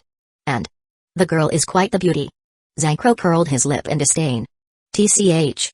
He's a goat, and he's still into women? Why, you shouldn't say that. If Lord Caprico heard..." Zancro grabbed the man by the collar and lifted him off the ground, eyes flaring. What would he do?" "See cough. I'm sorry. Forgive me." Clicking his tongue, Zancro tossed the man aside like trash. "Ugh, if I could beat Caprico, I wouldn't be doing his dirty work. That guy's magic is way too busted. Lord Zankro. A soldier cried out. We found them. The brother and sister. Zankro raised an eyebrow lazily. Then hurry up and catch them so I can be done with this boring job. They're already engaged. Our advance squad's fighting them, but they're really strong. Plus, there's a fairy tale wizard with them. We've lost dozens already. Wait. Zankro's expression twisted into a wild grin. Did you just say strong? And no. That's not what I. Zankro's grin widened, and without warning, his hand ignited in black flames. Inferno. The soldier screamed as the flames engulfed him, turning his body to ash in seconds. No one else dared to speak. Zankro cracked his neck. Let me remind you all. Grimoire Ironheart has no place for weaklings. Why yes, Lord Zankro. Now clear out the trash getting in my way. Yes, sir. The remaining 10 dashed off in formation. Zankro stretched, then let out a low, maniacal chuckle. Hey. Finally. Something fun. Partial takeover, Iron Bull Arm. Elfman's right arm transformed into heavy iron, and with a single swing, he crushed 3 enemies, splintering their blades in the process. He glanced around. More dark mages kept appearing from between the trees. Damn it. This is never ending. Without Rhodes' wild monsters supporting him, Elfman finally realized just how much easier it was to fight alongside him. When all you had to do was punch what was in front of you. That was 10 times better than this. Thankfully, Mal and Vina weren't dead weight. As the tribe's so-called strongest of their generation. The title wasn't just for show. Even without magic, their bodies were trained to perfection, and their skills rivaled that of any seasoned magic swordsman. Wizards who relied on long-range spells and magic wands stood no chance once they were drawn into close combat. Against Mal and Vina's precise, brutal strikes, they crumbled one after another. In Elfman's memory, only elite royal knights ever reached this level of combat skill without using magic. The siblings' prowess was remarkable. How many more of them are there? Mal grunted, blocking an enemy's blade with his shield before driving his spear through the attacker's chest. Vina, are you holding up? I'm fine, brother. Vina called back, but the sweat on her brow betrayed the truth. It was getting harder to keep up. If this keeps up, we're not going to last much longer. Our stamina's wearing down, and my magic's not in great shape either. Elfman muttered. Then he made a choice. He reached into his coat and pulled out a thick, worn spellbook. You two, get behind me. Though confused, the siblings instinctively obeyed. They trusted him. Elfman had already taken down more enemies single-handedly than either of them combined. If anyone had earned their faith, it was him. I really didn't want to use this, but... Elfman's eyes narrowed at the approaching enemies. He gritted his teeth, raised the book high, and roared, "Man!" The shout startled everyone, enemies, allies, even Mal and Vina. Did he just yell man? Vina blinked. I don't think that means anything. Mal muttered. But as they watched, Elfman opened the spellbook and injected just a sliver of magic power. Whoosh! The first page disintegrated, unleashing a blazing fireball over 2 meters wide that tore into the enemy lines. Crack! The second page crumbled, erupting into 3 golden bolts of lightning that streaked across the battlefield. Then came the third, the fourth. Flames, thunderbolts, wind blades, shards of ice, magic of all elements flew out in dazzling succession. Defense magic. Someone cast defense magic. Scatter, get out of the way. The spells weren't overwhelming individually, certainly not on the level of someone like Kana's explosive cards or even Biska's enchanted bullets. But they didn't need to be. There were so many of them. In a chaotic group fight, quantity and area of effect could easily trump raw strength. Page after page vanished in flashes of light and sound. Dozens of enemies were knocked back or sent flying. The terrain itself, trees, soil, rocks, was blasted apart. A wide opening was carved through the enemy lines. Mal stared, mouth slightly agape. You've been this strong the whole time? That was amazing. Vina added, eyes shining. Even Elfman blinked in surprise.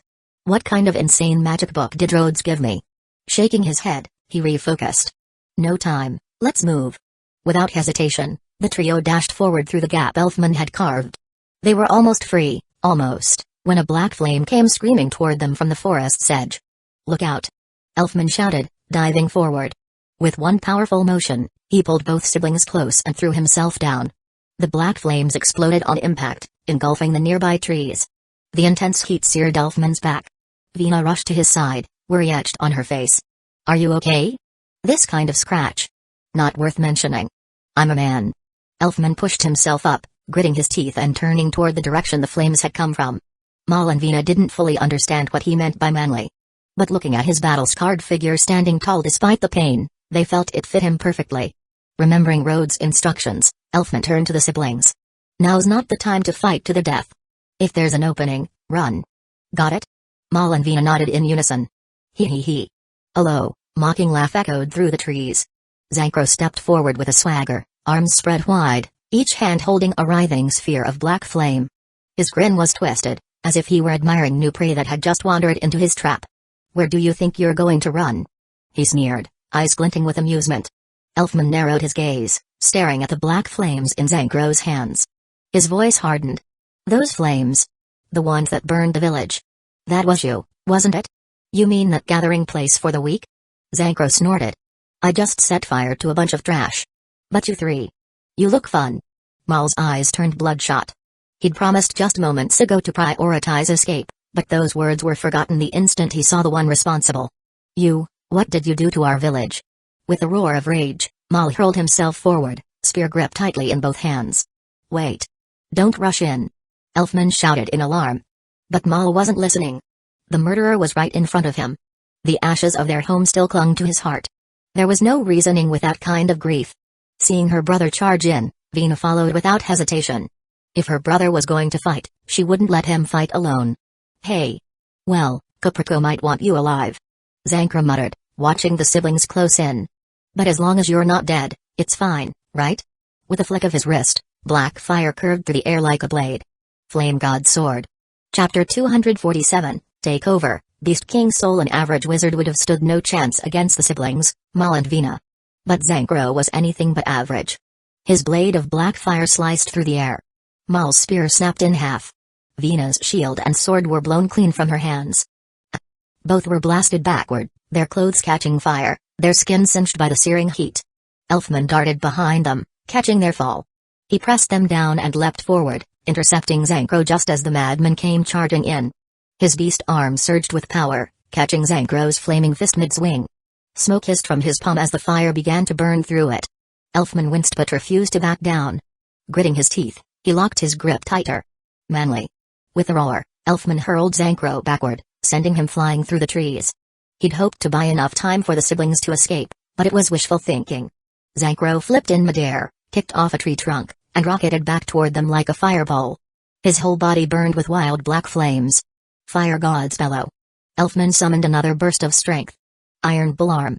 Their attacks clashed, Iron Fist met Flaming Strike, but Zankro's fire didn't stop. It consumed Elfman's gauntlet, and the explosive impact sent Elfman flying. He skidded across the ground, dragging up dust and debris before finally coming to a stop more than 10 meters away. This man was strong. Too strong. It felt like fighting Natsu when he went all out, except this wasn't Natsu. This was no ally. This was pure destruction. Zankro cracked his neck with a cruel smirk, hands on his hips. What's the matter? Is that all Fairy Tail's gut? Elfman coughed and forced himself upright, clutching his scorched arm. His voice was hoarse, but his glare was unwavering. You don't get to insult Fairy Tail. Zankro tilted his head mockingly. Oh? And what are you gonna do about it? The normal thing would have been to keep fighting. To hold the line with the pride of the guild. But today wasn't about pride. Today was about the mission. Elfman pulled out the enchanted spellbook that Rhodes had given him. With a burst of magic, the pages shimmered and tore free, unleashing wave after wave of elemental magic. Lightning bolts, water blades, wind crescents, ice shards. An arsenal of spells soared towards Zankro in rapid succession. Elfman didn't even watch to see the results. Instead, he bolted back to Mal and Vina, scooping them up without a word and running full force toward the forest. The fire burning on the siblings had already fizzled out. Elfman grabbed their scattered weapons along the way, the shield, the sword, the snapped spear. They had no idea just how powerful their enemy was. They believed they could take him down up close. They thought they could avenge their village. But now. The roar of the fire god. Zankro's voice rang out behind them, and the entire sky seemed to ignite. A torrent of black fire surged forward like a tidal wave, swallowing every spell Elfman had cast. The flames continued, racing after the fleeing trio. Elfman glanced back mid-sprint. Only to see an ocean of fire bearing down on them. Mal, Vina, and Elfman all shared the same look of wide-eyed dread. The black flames consumed them. Zankro, arms crossed, let out a satisfied breath and wiped a fleck of soot from his cheek. Hey! Okay, that might have been a little too much. They didn't die, right? The black flame slowly faded, and through the scorched haze, Zankro saw only a broad back. Elfman stood still, his body burned and battered, his clothes singed to rags. In his arms, Mal and Vina were huddled together, protected by the full weight of his body. Mal looked up at him in disbelief. Why? Why would you go so far for us? Elfman grit his teeth and forced a hoarse reply. A fairy tale wizard doesn't give up on a mission. I made a promise to Mr. Peter. His legs buckled, and he collapsed to the side, the strength finally leaving him. With labored breath, he rasped. Run. While you can. Zankro let out a cruel laugh. That's what weakness looks like. Pathetic. He sneered, black fire dancing across his shoulders. The weak should just die already. Mal knelt beside Elfman, catching his body before it fully hit the ground. He clenched his fists, rage trembling through him. Then, wordlessly, he passed Elfman to Vina and stood up. He retrieved his shattered shield and broken spear, his eyes burning. Don't insult warriors who fight with everything they've got, he said through gritted teeth. And give us back our village. Brother. Vina called out, fear and grief mixing in her voice. She wanted to stop him. No matter how brave he was, they couldn't win. Zankro wasn't just strong, he was a monster. If he wanted to, he could probably wipe out the entire forest with a single wave of his hand. Huh? You've seen what I can do, and you're still not running? Zankro chuckled, clearly amused. That guy Caprico sure knows how to pick his toys. He scoffed. As if he enjoyed being someone else's errand boy. Irritated, he stepped forward and swung his flaming fist at Maul. The shield cracked and shattered under the force, and Maul was thrown back like a ragdoll. His clothes were smoking, burns already spreading across his arms. Still, he stood. With a guttural cry, Maul charged again, gripping the broken spear with both hands. Zankro met him with a casual kick. The spear snapped clean in half, spiraling through the air before landing upright in the dirt beside them. Why don't you just stay down? Zankro muttered. But Maul didn't listen. Bloodied and bruised, he lunged again, his fists swinging wildly. When that failed, he tried to tackle Zankro, even reaching with his teeth in a desperate attempt to bite off a piece of flesh from the murderer. Over and over, Zankro knocked him down. Over and over, Maul rose again. TCH. Getting tired of this. Zankro said, cracking his neck. I should just knock you out and let Caprico pick you up himself. He's the one who wants a new pet. He turned to grab the broken spear embedded in the dirt, black flames flickering along his fingertips. Brother! Vina screamed. Swish. There was a sharp, gut-wrenching sound as the spear pierced flesh. The fury in Maul's eyes drained away in an instant, replaced by a look of pure fear. His body trembled uncontrollably. Vina. She stood in front of him, shielding him. And at her back, the broken, bloodied tip of the spear. Vina. Zankro blinked, momentarily stunned. But then he burst into laughter. Ah! Ha ha ha. Now that's a show. Finally, something truly entertaining. This is what it means to be weak. Ha ha ha. Vina. Maul caught her as she fell backward into his arms, his thoughts blank with disbelief. His sister, stabbed by the enemy's spear, was bleeding out right in front of him. Brother. Vina gasped, pressing her hands over the wound as blood seeped between her fingers. You have to run. At least you have to survive. No. No, please. Maul sobbed. Tears streamed down his face for the first time.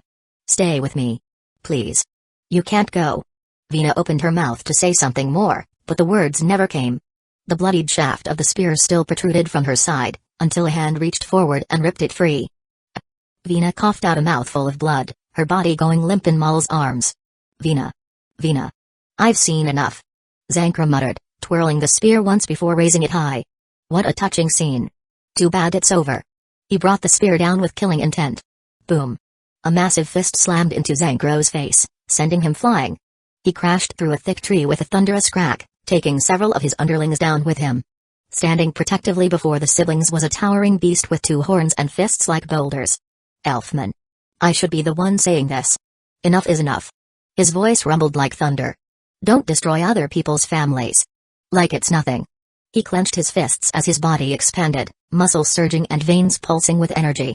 Full body takeover, Beast King soul. Zankro picked himself up from the shattered tree, brushing splinters from his shoulders. His expression twisted with rage. Oh? That actually hurt. Not bad. But now, you've pissed me off. Dark flames erupted around his body like a wildfire, surging higher with each step he took toward Elfman. I don't ever want to see something like that again. Elfman growled, eyes blazing. A man should be strong enough to protect his family. Strong enough so no one has to cry like that again. With a roar, he charged. Fist of the Beast King. Beasts should kneel before divine fire. Zankro shouted, slamming his palms together as an enormous black fireball formed between them. Fire gods Kagutsuchi. Chapter 248. I have a kind of fire that you absolutely cannot eat. The black flames roared like a wave of living fire, but they failed to stop the advancing beast. From within the inferno, Elfman burst forth, his figure wreathed in scorched smoke, charging with unstoppable force. Zankro's eyes widened in disbelief. Boom. Elfman's fist crashed into Zankro's chest, a sickening crack echoing through the forest. Ugh, ah. Zankro coughed up blood and was sent flying, smashing through trees and knocking down several of his own followers. Lord Zankro. No way. That guy actually hit Lord Zankro. The Grimoire Heart minions fell into a frenzy. Those who hadn't already panicked began to stir with fear. Don't just stand there. One shouted. That form won't last long, rush him while we can. Oh. Dozens of them charged, surrounding Elfman in a tight semicircle, but still kept a wary distance. Elfman didn't move. He just stood there. His upper clothes were completely gone, revealing a body scorched and bruised, still smoldering with small tongues of black flame clinging to his chest, shoulders, and legs. But even just standing there, he radiated raw, monstrous pressure. The minions hesitated. Then, REWRR. Elfman roared, a deafening bellow that shook the trees and exploded outward like a thunderclap. The front line of enemies was knocked flat, hats flying, hair on end, their faces slapped red by the sheer force of wind and fury. That wasn't even magic. What the hell is this guy? He's not human. He's a monster. The word monster passed between them like a curse.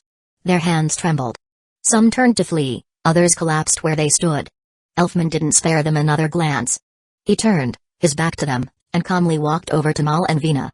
Even with his back exposed, no one dared chase him. He knelt beside the wounded pair and placed a steady hand on Mal's shoulder. Bandage her. Do whatever you can to stop the bleeding. If we can get her back to my teammate in time, she still might make it. Mal was shaking, his expression hollow. That kind of injury. There's no way she can survive. Elfman grabbed him by the collar and yanked him forward, snarling in his face. Don't you give up on her. If you lose hope, then she really will die. She's your sister, isn't she? Act like it. Get it together, man. Or do you still think you're a brother? I know. Mal gasped, snapping back to life. I'll do it right now. He tore at his clothes, bundling up fabric, pressing hard against Vina's wound. He didn't know if it would work, but he had to try. He couldn't lose her too. The Grimoire Heart soldiers wavered. Should they attack now? Should they rush in and finish the job? But then a voice rang out. Cold, furious, and unmistakable. What are you all standing around for? Lord Zankro.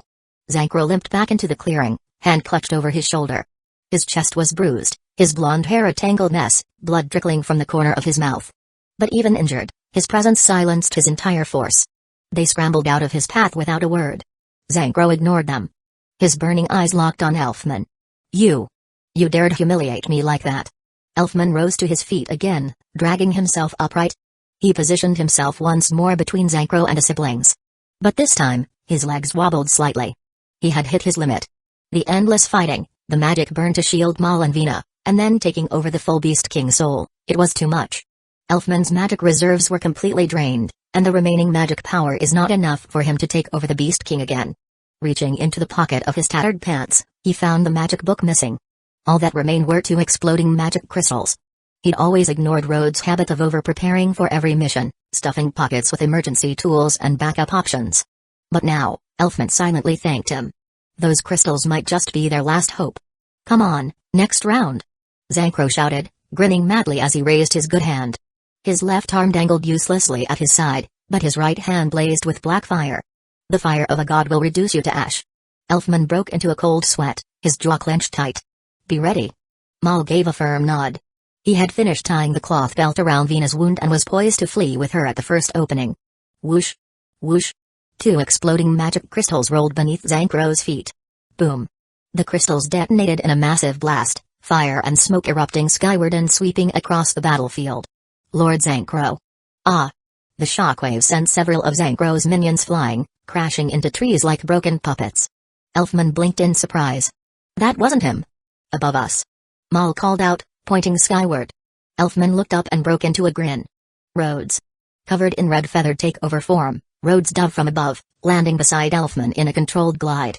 "Sorry I'm late," Rhodes said casually, brushing ash off his shoulder. "Ran into a little problem on the way." Elfman opened his mouth to respond, but the flame and smoke from the blast suddenly reversed direction, sucked toward a single point, Zankro's open mouth. Like drinking water, he swallowed the entire inferno whole. "What a revolting flame," Zankro muttered, wiping his mouth along with the blood smeared on his lips. "Looks like I've got one more offering to feed the divine fire." He ate the fire?" Maul gasped in horror. Rhodes and Elfman exchanged glances, their expressions grim. This wasn't new to them. They'd seen this before. And that made it worse. With narrowed eyes, Rhodes asked, "Wait. Are you a dragon slayer?" To his surprise, Zankro actually responded. "Dragon slayer?" He sneered. "Don't insult me with that primitive title. What I wield isn't for slaying lizards. I kill gods. I am a god slayer." Elfman's eyes widened. No wonder he kept going on about divine fire. A god slayer. That explained everything. The black flames, the immunity to ordinary fire, the immense destructive power. But then something else clicked for Elfman. He thought back to Rhodes' surprise attack. He hadn't used any magic. Only the exploding crystals. If Rhodes was resorting to magic books and crystals, then his magic reserves must be nearly depleted too. Rhodes, meanwhile, didn't take Zankro's theatrics too seriously. God Slayer magic, Dragon Slayer magic, at the end of the day, it was all just lost magic. If it was really that unbeatable, how did Elfman manage to beat him into the dirt earlier? But now that he thought about it, this guy's personality was something else. Rhodes put on a dramatic gasp, eyes wide in awe. "Wait. You're saying this is God Slayer magic? A tier above Dragon Slayer magic? No wonder you can digest that much exploding fire." Zankro puffed up his chest proudly, laughing through the blood still on his lips. "Exactly. It's just fire, after all. The god who first gifted fire to mortals was divine. All flames are under the rule of the gods." "Oh yeah?" Rhodes said, his tone skeptical, eyebrows raised. "I've got a type of fire you absolutely cannot eat." Elfman, despite his injuries, glanced sideways. "No way. He's not actually going to do it, is he?" Zankro scoffed. "Ha. Ridiculous. If such a fire exists, show it to me." And then Rhodes actually started chanting. Elfman stared in disbelief. He's really doing it? This man is seriously just built different. Zankro's minions looked like they wanted to interrupt, but none of them dared to speak up, fearing the wrath of Zankro more than the enemy's so-called fire. Besides, it was just fire. Lord Zankro eats it for breakfast. Right? Rhodes held his pendant high and called out, "Come forth." A small rumble followed. Then, Krug. The ground cracked open as two bulky, beetle-like monsters emerged from the earth with slow, heavy movements. And then Rhodes added, "Take over Krug." A magical glow enveloped him, and his form changed slightly, completing the transformation. Elfman blinked. "Wait a minute. That's not the tree monster. Wasn't the brambleback the one that used fire magic?" Rhodes raised a hand dramatically. "Now prepare yourselves for the strongest flame in the world." Zankro narrowed his eyes, still entirely unfazed. "Fine. Bring it on. All fire is mine too." He stopped mid-sentence. His expression froze. The giant stone beetle turned and, without warning, chomped down on Elfman. The smaller beetle grabbed Maul in its mandibles. And then, both beetles promptly dug underground with their passengers in tow. Rhodes picked up the unconscious Vina, tucked her in his arms, and, without a second of hesitation, sprinted straight for the woods before diving underground with expert timing. Everything about the ultimate flame had been a lie. Zankro stood there in stunned silence, his mind blank. And then he erupted. "You little!" He roared in fury, his entire body surging with raging black flames. His hands slammed together as he raised his injured arm with trembling force and struck the ground with a thunderous crash. What a bunch of crap. Chapter 249, Sense of security. A deep crater tore open in the forest floor, and from it erupted a pillar of black flame that towered high above the treetops. The infernal column blazed outward from Zankro's hands, carving a blistering wall of fire across the forest. The heat alone scorched everything in its path. But the scene Zankro wanted to see, his prey blown out of the ground like rats from a trap, never came. Clutching his wounded arm, he staggered forward and snarled. "Find them. I don't care if you have to turn over every rock or rip up the earth inch by inch. I want them found." His lackeys didn't dare offer a word of protest. They scattered in every direction. While Zankro raged, several meters beneath the surface, Rhodes and the others were doing their best impression of a high-speed underground escape. Down, down. Faster. Left. Sharp turn here. Hey, follow my lead. Rhodes barked instructions like a panic drill sergeant as the two Krugs barreled through the earth. They were deep enough and winding far enough off course that the devastation above was unlikely to reach them. But that wasn't what had him worried. None of the others could breathe down there. He was the only one who had fully taken over the Krug's form and could survive underground comfortably. The others would suffocate if they stayed too long. If they surfaced too early, they'd be caught. So Rhodes pushed the Krugs to dig faster. After 2 or 3 minutes of frantic tunneling, Rhodes paused, listening carefully. No footsteps above. Surface.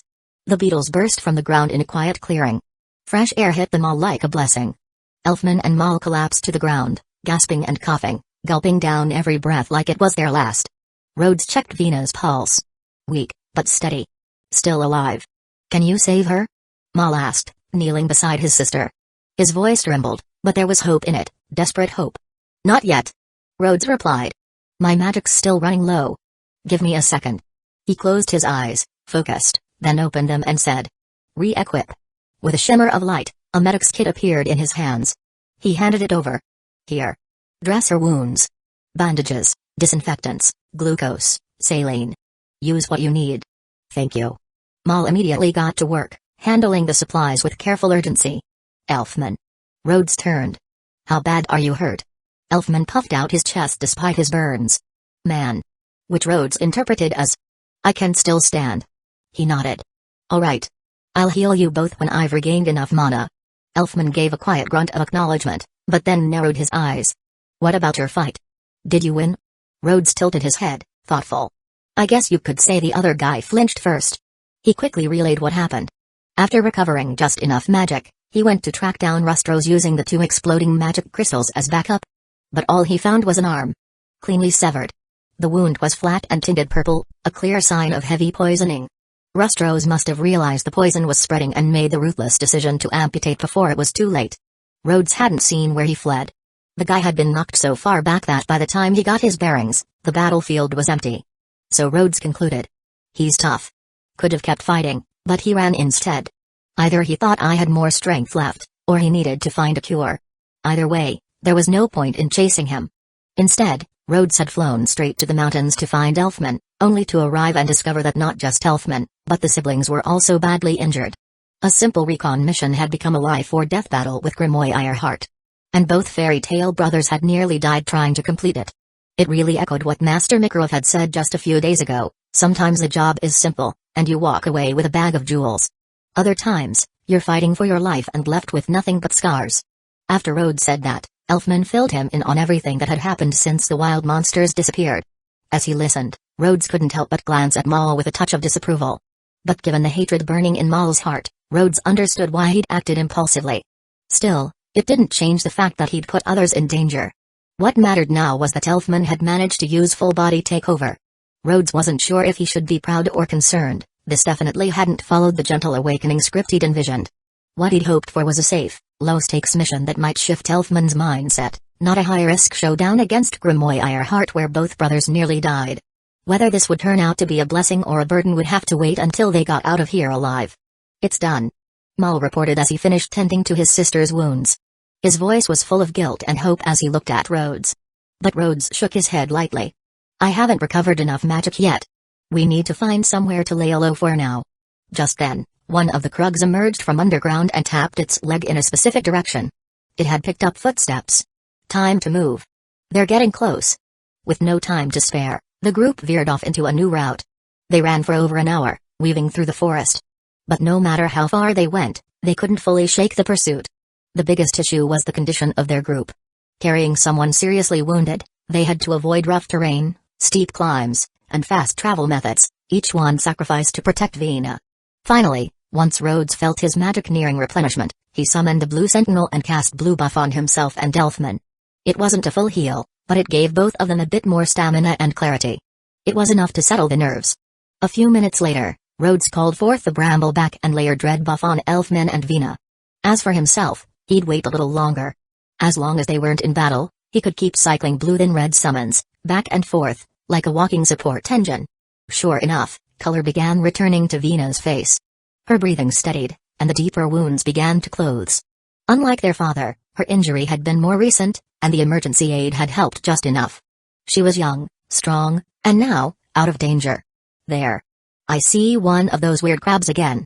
A sharp-eyed grunt from the enemy search team had spotted a scuttle crab blending in with the underbrush. Rhodes and Elfman both rolled their wrists, checking their joints. Their injuries hadn't fully healed, but neither of them had any intention of running now. Damn it. Being chased all over the mountain by a bunch of low-level grunts. This has to be the most humiliating day of my life. Rhodes muttered through gritted teeth, his frustration boiling over. Just then, a red flare burst across the sky like a shooting star.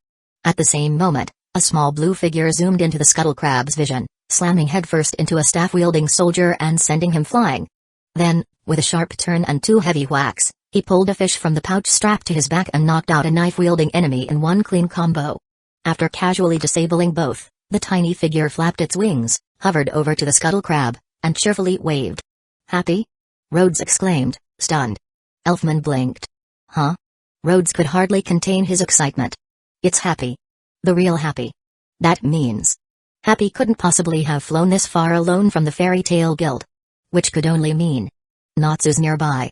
Either the duo happened to be within contact range, or Natsu and the others had followed the flare signal and come to back them up. Either way, reinforcements have arrived." Rhodes and Elfman nearly collapsed from relief. They were so close to breaking.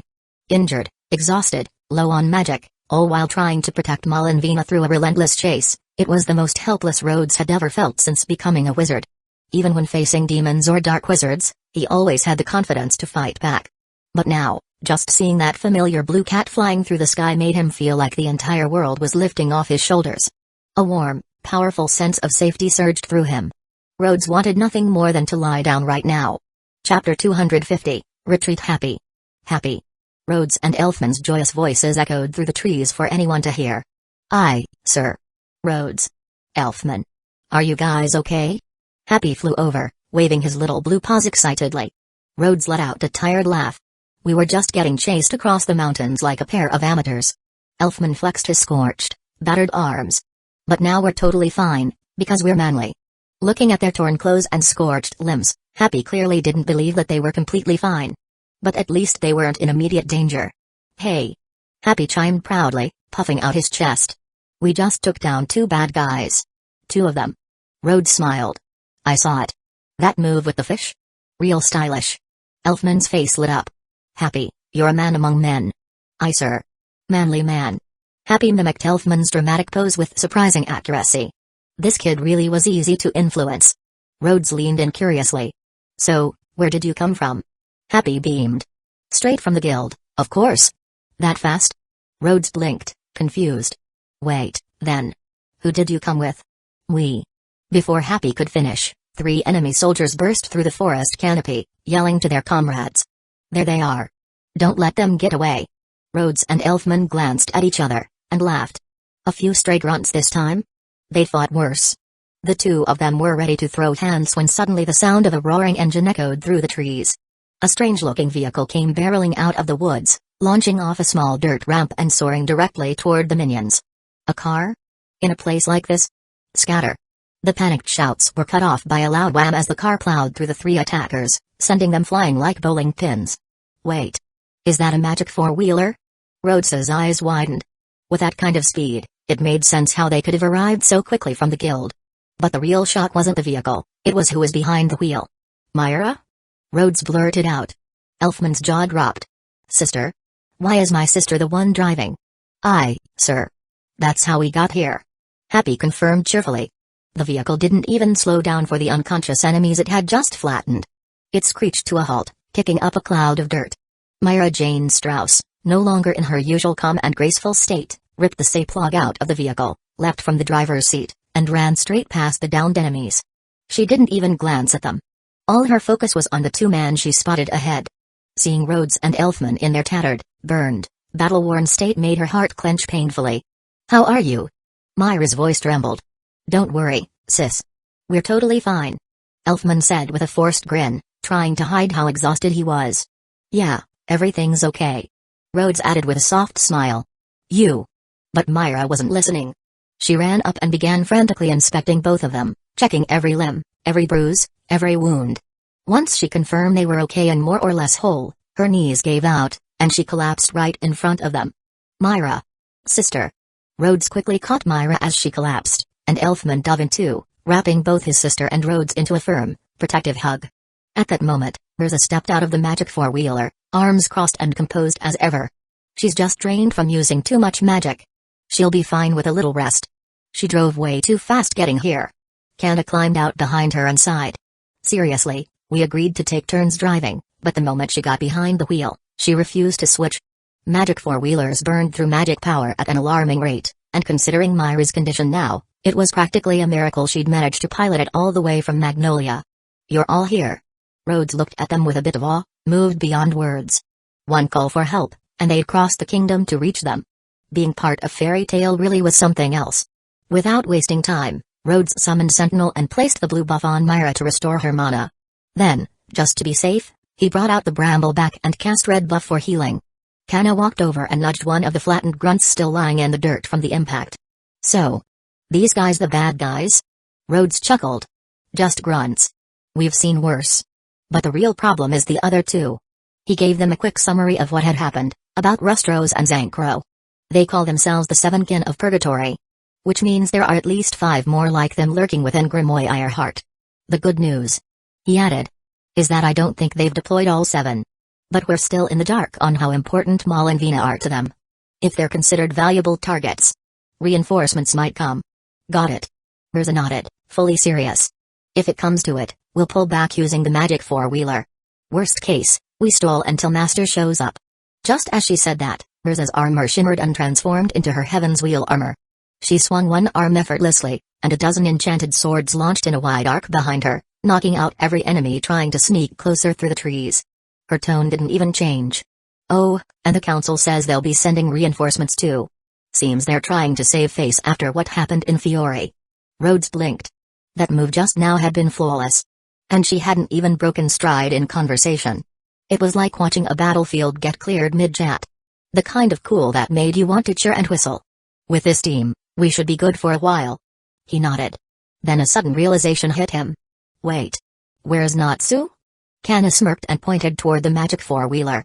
Oh, he's still in the car. Probably alive. Natsu happy cheerfully dragged the half-conscious Natsu out of the back of the magic four-wheeler. Natsu groaned, clutching his stomach. Stop the car. It already stopped. Rhodes couldn't help but chuckle. He was touched by the familiarity of the scene and also a little worried. If this guy doesn't figure out a way to beat motion sickness, what happens if they get ambushed mid-transit? Now that the main team had arrived, even when more waves of Grimoire Heart's minions showed up, Rhodes and Elfman no longer had to take the front lines. With Ursa, Kana, and Natsu in charge, it was basically a cleanup operation. All Rhodes had to do was stand back, cheer, and occasionally shout 666. With happy and pure admiration. Lord Zankro. We've found them, but it looks like they've got reinforcements. What reinforcements? Zankro growled, his eyes burning hotter than his magic. I'll reduce every last one of them to ash. Take me to them now. He didn't even bother tending to his wounds. A few rough bandages wrapped around his scorched frame were enough. His fury kept him standing. That runt had lied to him. Lied and ran. He was going to make him pay. Lord Zankro. Another grunt called out breathlessly, skidding to a stop. The base just received a message. The master has ordered a full retreat. Zankro seized the man by the collar, lifting him off the ground. What? Did you say? The man choked out the words. There's been credible intel. The Magic Council is preparing a large-scale mobilization. The master said our operation's been exposed. He ordered us not to confront Fairy Tale directly. Not yet. It's not time. Zankro froze. Master said we can't afford to go head-to-head with Fiore's #1 guild.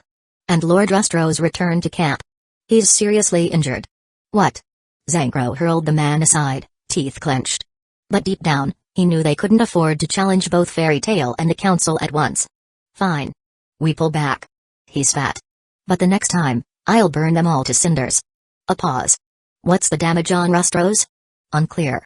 He collapsed the moment he returned. One arm was gone. And he's been poisoned. Severely. Chapter 251, Lahender and Bolt. The enemy had finally retreated. No one knew exactly why, but ever since a black flare burst into the sky, the attacks suddenly stopped. Not a single enemy had shown up to bother them since. Myra had regained consciousness and was busy removing the rough bandages from Elfman and Rhodes, carefully treating their wounds with healing magic and a mother's touch. She even tended to Venus' injuries. Rhodes, feeling a bit sheepish, didn't say much. He couldn't help but feel guilty. He'd only taken Elfman out for a simple mission. And now his friend looked like he'd been mummified in battle bandages. Natsu and Happy returned from scouting, dragging back a burning branch. Or rather, a stick still flickering with eerie black fire. Rhodes. Is this that God Slayer magic you were talking about? Ugh, I can't eat it. Natsu winced. Kanna raised a brow. Wait, even you can't eat it? Rhodes nodded. That's right. God Slayer magic is like Dragon Slayer magic. Both are lost magics. That guy claimed his was a step above dragons. TCH. What God Slayer magic? Natsu scowled. I'll eat it anyway. Do your best, Natsu. Happy cheered, flapping beside him. Natsu took a bite of the black flame. It's hot. Like, actually hot. It's been forever since fire burned me. Mirza folded her arms and nodded with her usual stern expression. That just proves how dangerous this magic is. Also, Natsu, your training clearly isn't enough. Like heck it isn't. Natsu fumed, determined to prove her wrong. I'll eat the whole thing. Watch me, ow ow ow hot. Rhodes couldn't help but smile. The tension from earlier had completely dissolved thanks to this familiar silliness. Still, despite his fatigue, Rhodes remained vigilant. He summoned several of his monsters to stand guard, keeping an eye out for ambushes. Not long after, the Crab Scout discovered what looked like the enemy's temporary camp. It was abandoned, black flames still smoldering like cursed coals. They really packed up in a hurry. Rhodes murmured, watching the ghostly fire flicker in the wind. They didn't even clean up. Probably ran off scared. Natsu declared, puffing his chest. That Godslayer guy knows we're too much for him. Kanna, more grounded, added. Feels like they got called away for something urgent. Myra agreed, though her tone was more concerned than smug. It's for the best. Vina still needs proper rest. And Rhodes and Elfman, too. Mirza tapped her chin. There's a small town along the road back. Let's head there and regroup. Rhodes hesitated. We may not be able to leave just yet. Why not? Elfman asked. I spotted a team from the Magic Council earlier. Rhodes replied. Sure enough, they met up with the Council's task force near the edge of the abandoned camp. Leading the team was a man named Laharl. He wore small glasses and had his hair tied up in a neat ponytail, giving him the look of a scholarly clerk rather than a frontline warrior. But the moment Rhodes saw Lahar and his squad, he could tell they weren't the average enforcers from a local branch. These guys were elite, soldiers from the Council's main headquarters. The Council's search teams combed the forest, recovering wounded stragglers who had previously been defeated by Elfman, and retrieving a few corpses along the way. They also worked on extinguishing lingering fires from the destruction of the Grimoire Heart camp. Some members continued to sweep the area for any remaining threats, while others began investigating the scorched remains of the camp for clues. Captain Lahar personally led a few officers to meet with the members of Fairy Tale. His main objective was to gather a first-hand account from Rhodes, Elfman, and Maul. I want to return to the village, Maul said firmly, not wanting to answer many of the Council's questions. Now that Vina's condition had stabilized, he was eager to confirm the state of Monotropa for himself. Rhodes added. We only did a quick sweep of the village before we left. If you've got enough manpower, please help us search for any survivors. Lahar nodded and gave a clear, crisp order. Team 3, Team 4, escort Mr. Maul to Monotropa. Prioritize search and rescue. Keep him safe. Yes, sir. The teams responded in unison. Thank you, Maul said, bowing deeply to both Rhodes and Elfman. Myra stepped forward, offering a gentle smile. Don't worry, we'll take good care of Miss Vina. Thank you. Maul bowed again before leaving with the two Council units. Lahar then turned his attention to Rhodes and Elfman, asking them to walk him through everything that had happened. Rhodes recounted the events clearly and concisely, starting from when he and Elfman accepted the mission, all the way through the encounter with Grimoire Heart. Once he finished, he waited for follow-up questions. This was, to Lahar's surprise, one of the most efficient debriefs he'd ever conducted. Normally, he had to dig for answers or untangle conflicting testimonies. But this time, everything was smooth. Honestly, Rhodes just wanted to wrap things up quickly and finally get some rest. Did you get all that? Lahar asked. The officer recording the statement gave a nod. Thank you for your cooperation, Lahar said politely. Then, his gaze sharpened slightly. Now, let me confirm one last thing. Do you know the purpose behind Grimoire Heart's presence here? Not exactly sure, Rhodes replied. From what we saw, they were after the tears of Chris, and trying to capture Mal and Vina seemed more like a secondary objective. But if you think about it, even that could have just been a pretense. Maybe their real goal was to destroy the village. Or maybe something else entirely. He frowned slightly, recalling his earlier encounter. Rose had said something odd, something like fighting you barely makes my heart tremble. Rhodes wasn't sure what to make of it. That guy was like a walking middle school drama script. Leah nodded. What do you know about the tears of Chris? Only bits and pieces, local legends. I've never seen them myself. And Mr. Peter never said anything about them before he passed. You might want to ask Mal and Vina when we meet up again. Leah flipped open his notebook. Any more information on the seven kin of purgatory? I've already told you the basics. Rhodes said. Once I'm back at the guild, I'll compile a full report with more details, portraits, descriptions of their magic, personality traits, and strategies to counter them. I'll send a copy to the council. In fact, Rhodes already had a plan. He was going to put up wanted posters at the guild, with everything he knew about those maniacs. Magic breakdowns. Weaknesses. Escape tactics. Even their favorite phrases. He wanted every guild member to either be ready to fight or smart enough to run the moment they saw one of those lunatics. You dare beat me and Elfman bloody? Rhodes grinned coldly. He'd make extra copies and have Master Mikarov take them to the Magic Council meeting. Then maybe distribute them across all major guilds in Fiore. Call it a little insurance policy. Thanks for your cooperation and everything you've done. Leah said sincerely. We're just grateful the council arrived when you did. Rhodes replied. Of course, part of him suspected that Grimoire Ironheart had actually noticed the council's approach, probably the massive magic disturbance they caused on arrival, and decided to withdraw rather than risk a full confrontation. Whatever the reason, it had worked out for them. Oh, and if you see Mr. Maul, let him know we're taking Vina to the nearest town to recover. He can meet us there. I see. Would you consider letting us take Miss Vina into our care? Leah offered. We've brought professional medics with us. Thanks, but we can't. Rhodes declined politely. We gave our word to protect her. If Mal agrees, then fine. But until then, we'll look after her. Leah didn't push further and simply watched them depart. Just then, a young man with a buzz cut walked over.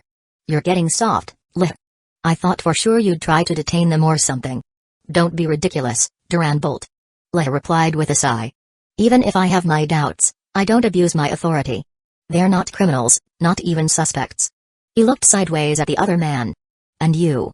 Haven't you already wiped your memory? Still hiding from fairy tale? It's a habit. Duran Bolt muttered. Can't be too careful in my line of work. He crossed his arms, grumbling. It's just frustrating. I didn't find any dirt on them last time, and now I missed my chance to encounter Grimoire Ironheart directly. At this rate, how am I ever supposed to earn enough credit for a promotion? You don't even try to hide your motives anymore. Leah remarked, half amused. He wasn't fond of political ladder climbers. But someone who chased results, like Duran Bolt, wasn't all bad in his book. You want in on the interrogations? We captured a good number of Grimoire Ironheart operatives. We're going to be knee-deep in reports and questioning for a while. Chapter 252, Is Miss Vina pretty? The ride to the nearby town was made using the same magic four-wheeler Myra had driven earlier. This time, however, it was Kenna at the wheel. Since there was no longer any urgency and given that there were injured passengers on board, Kenna kept the speed moderate and the ride smooth. As for Natsu, true to form, he absolutely refused to ride in a vehicle with Rhodes inside. Instead, he stayed behind with the crab, still obsessively trying to figure out the black flames he'd found earlier. When the original kindling had burned out, Natsu had even scavenged a whole bundle of dry firewood to keep the flame alive. If he couldn't figure it out today, it was clear he'd try to bring the flame back to the guild for further research. To prevent him from accidentally setting the forest ablaze, Mirza joined him and Happy on the crab, acting as both bodyguard and fire warden. Which left only 5 people inside the vehicle. Vina, still unconscious, was laid out across an entire row of seats. Rhodes, Myra, and Elfman shared a row opposite her. I'm sorry, Myra. Rhodes said quietly. I didn't think it would end up like this. Why are you apologizing? Myra replied gently. This is the life of a wizard. There will always be unexpected dangers. But I know what you're thinking. She interrupted softly. But Elfman is strong. He can handle himself. You don't have to carry the burden of protecting him. She gave her younger brother a quick glance. No matter what sort of tacit understanding you two have. Elfman puffed out his chest and flexed. Don't underestimate me. I'm a man. Keep your voice down. Don't wake Miss Vina. Myra's tone turned slightly stern, but then her gaze softened again as she looked at both of them. The important thing is you're both safe. Rhodes didn't respond. Somewhere between the warmth of her voice and the gentle hum of the moving vehicle, he had already drifted off. Maybe it was because, for the first time that day, he no longer had to worry. There had been battles, injuries, frantic escapes, moments of doubt, and too many near-death experiences. His body and spirit were completely drained. Magic and wounds could recover with time. Exhaustion like this was another matter. Rhodes leaned back, resting against the window. His head tilted to the side, and he began to snore softly. Myra watched him in silence, a little ache blooming in her chest. Then, gently, she guided his head to rest on her shoulder. "Sis." Elfman spoke up in a hushed voice. "Everything that happened today. It's thanks to Rhodes." Myra blinked. Praise from Elfman, especially about Rhodes, was rare. Whether it was the magic book, the explosive lacrima, or the last-minute escape. He thought ahead for all of it. Elfman clenched his fists. He knew that if Zankro hadn't been a god-slayer, the twin lacrima would have probably finished the job. "I see." Myra's lips curled into a small, proud smile. "So that's what happened." She slowly lifted her right hand, then paused. She wanted to ruffle Rhodes' hair just a little, but it was awkward with how he was leaning. "Do you want to take a nap too?" she asked her brother. Elfman shook his head. "I'm not as tired as him. My wounds have already mostly healed. I'll rest later." Myra chuckled softly. "That's good. I'm not tired either. By the way, sis." Elfman's voice rose slightly, but he quickly lowered it under Myra's gaze. "Today." He paused, hesitant for a moment, but then pushed through. "Today I used full-body takeover. Beast King Soul." Myra visibly trembled. "You." "I'm sorry, sis. I know you didn't want me to use that form. I lost control last time and Lysana." His voice faltered. Myra immediately grasped his hand. "It was never your fault, Elfman," she said firmly. "Back then, you were just doing your best to protect us. Lysana died. Because I failed to protect you both. But you did protect me. And this time, you protected Mal and Vina too." Myra's voice softened, full of warmth and pride. She was truly happy, not just because her brother had gained control over the form that had haunted him for years, but because it meant he had finally accepted himself. As a sister, she didn't want Elfman living in guilt that didn't belong to him. "Elfman. Live proudly. For Lysana too, okay? Let's keep moving forward together." "Yeah." Elfman nodded, and then, unable to hold it in anymore, tears spilled from his eyes. "Wah! I'm just so glad you're safe. I missed you so much, sis." "Don't start crying out of nowhere," Myra said gently, though her eyes shimmered with tears too. The magic four-wheeler rolled to a smooth stop in front of the town's hotel. Kana hopped out and stretched, groaning. It was so noisy the whole ride. "What were you guys talking about back there?" Myra smiled and gave her a playful wink. "That's a secret." Kana laughed and teased. "Just make sure to show Rhodes that expression more often. He'll be over the moon." She fished out a small bottle of wine from her bag as she glanced at the sleeping Rhodes, then muttered with a sigh. "I can't believe he managed to sleep through all of Elfman's yelling." Elfman gently hoisted Rhodes onto his back and declared with pride. "That's what a manly man does." "What does that even have to do with being manly?" Myra, seated beside the bed, smiled softly. "You woke up at just the right time. Dinner's about to start." "Perfect?" Just the sight of her was enough to lift Rhodes's spirits. He sat up, stretching slightly. "By the way, if you're here, who's looking after Miss Vina? And where's Elfman?" "Oh my." Myra placed a finger to her chin, pretending to ponder. "Worried about Miss Vina the moment you wake up? She is quite the beauty, after all." It's not like that." "I'm not." Rhodes was still groggy from sleep, and her teasing hit him like a sneak attack. How was this the first thing he had to defend himself against after waking up? Myra giggled behind her hand. "So you can get flustered. Interesting. Well, you know." Rhodes tried to gather his thoughts. "Technically, I'm still on the job. Like, a good bodyguard checks in on the cargo. Professionalism and all that." Yes. Myra waved it off, still smiling. "Let's go eat." "Don't worry, Kana is taking care of Vina, though Reza did confiscate her wine flask." "Wait, I wasn't worried about her drinking," Rhodes said quickly. "In fact, what I really wanted to ask was how Elfman's doing. You know, save the important questions for last." Rhodes scratched the back of his head, feeling like his words were getting tangled. But he didn't want to back down. "And, I wanted to ask if you were tired. After driving all that way." Myra found his awkward attempt at concern endearing, but before she could tease him again, Rhodes's stomach let out a very loud growl. "Ahaha, alright, I'll spare you," Myra said warmly. "Elfman and Natsu already left. If we don't hurry, they'll eat everything good." "Right." Rhodes pushed aside the blanket, then froze. "Wait. Before I do something stupid. I am wearing clothes, right?" Chapter 253, Don't Drink and Drive. "Oh dear, who knows?" Myra playfully covered her eyes with her fingers spread wide. "I forgot whether I changed your clothes." "I might believe you if you weren't peeking between your fingers," Rhodes said as he sat up from beneath the blanket. To his relief, and slight disappointment, everything was perfectly proper. "What's with that look of regret?" Myra gave his arm a teasing smack. "It's over. My arms are broken. Guess I won't be able to eat unless someone feeds me. Then I'll ask Elfman to do it." Myra smiled. "Don't let his looks fool you. He's actually great at taking care of people." Rhodes pictured the scene for half a second and shook his head rapidly. "Wait, no. I've suddenly made a miraculous recovery."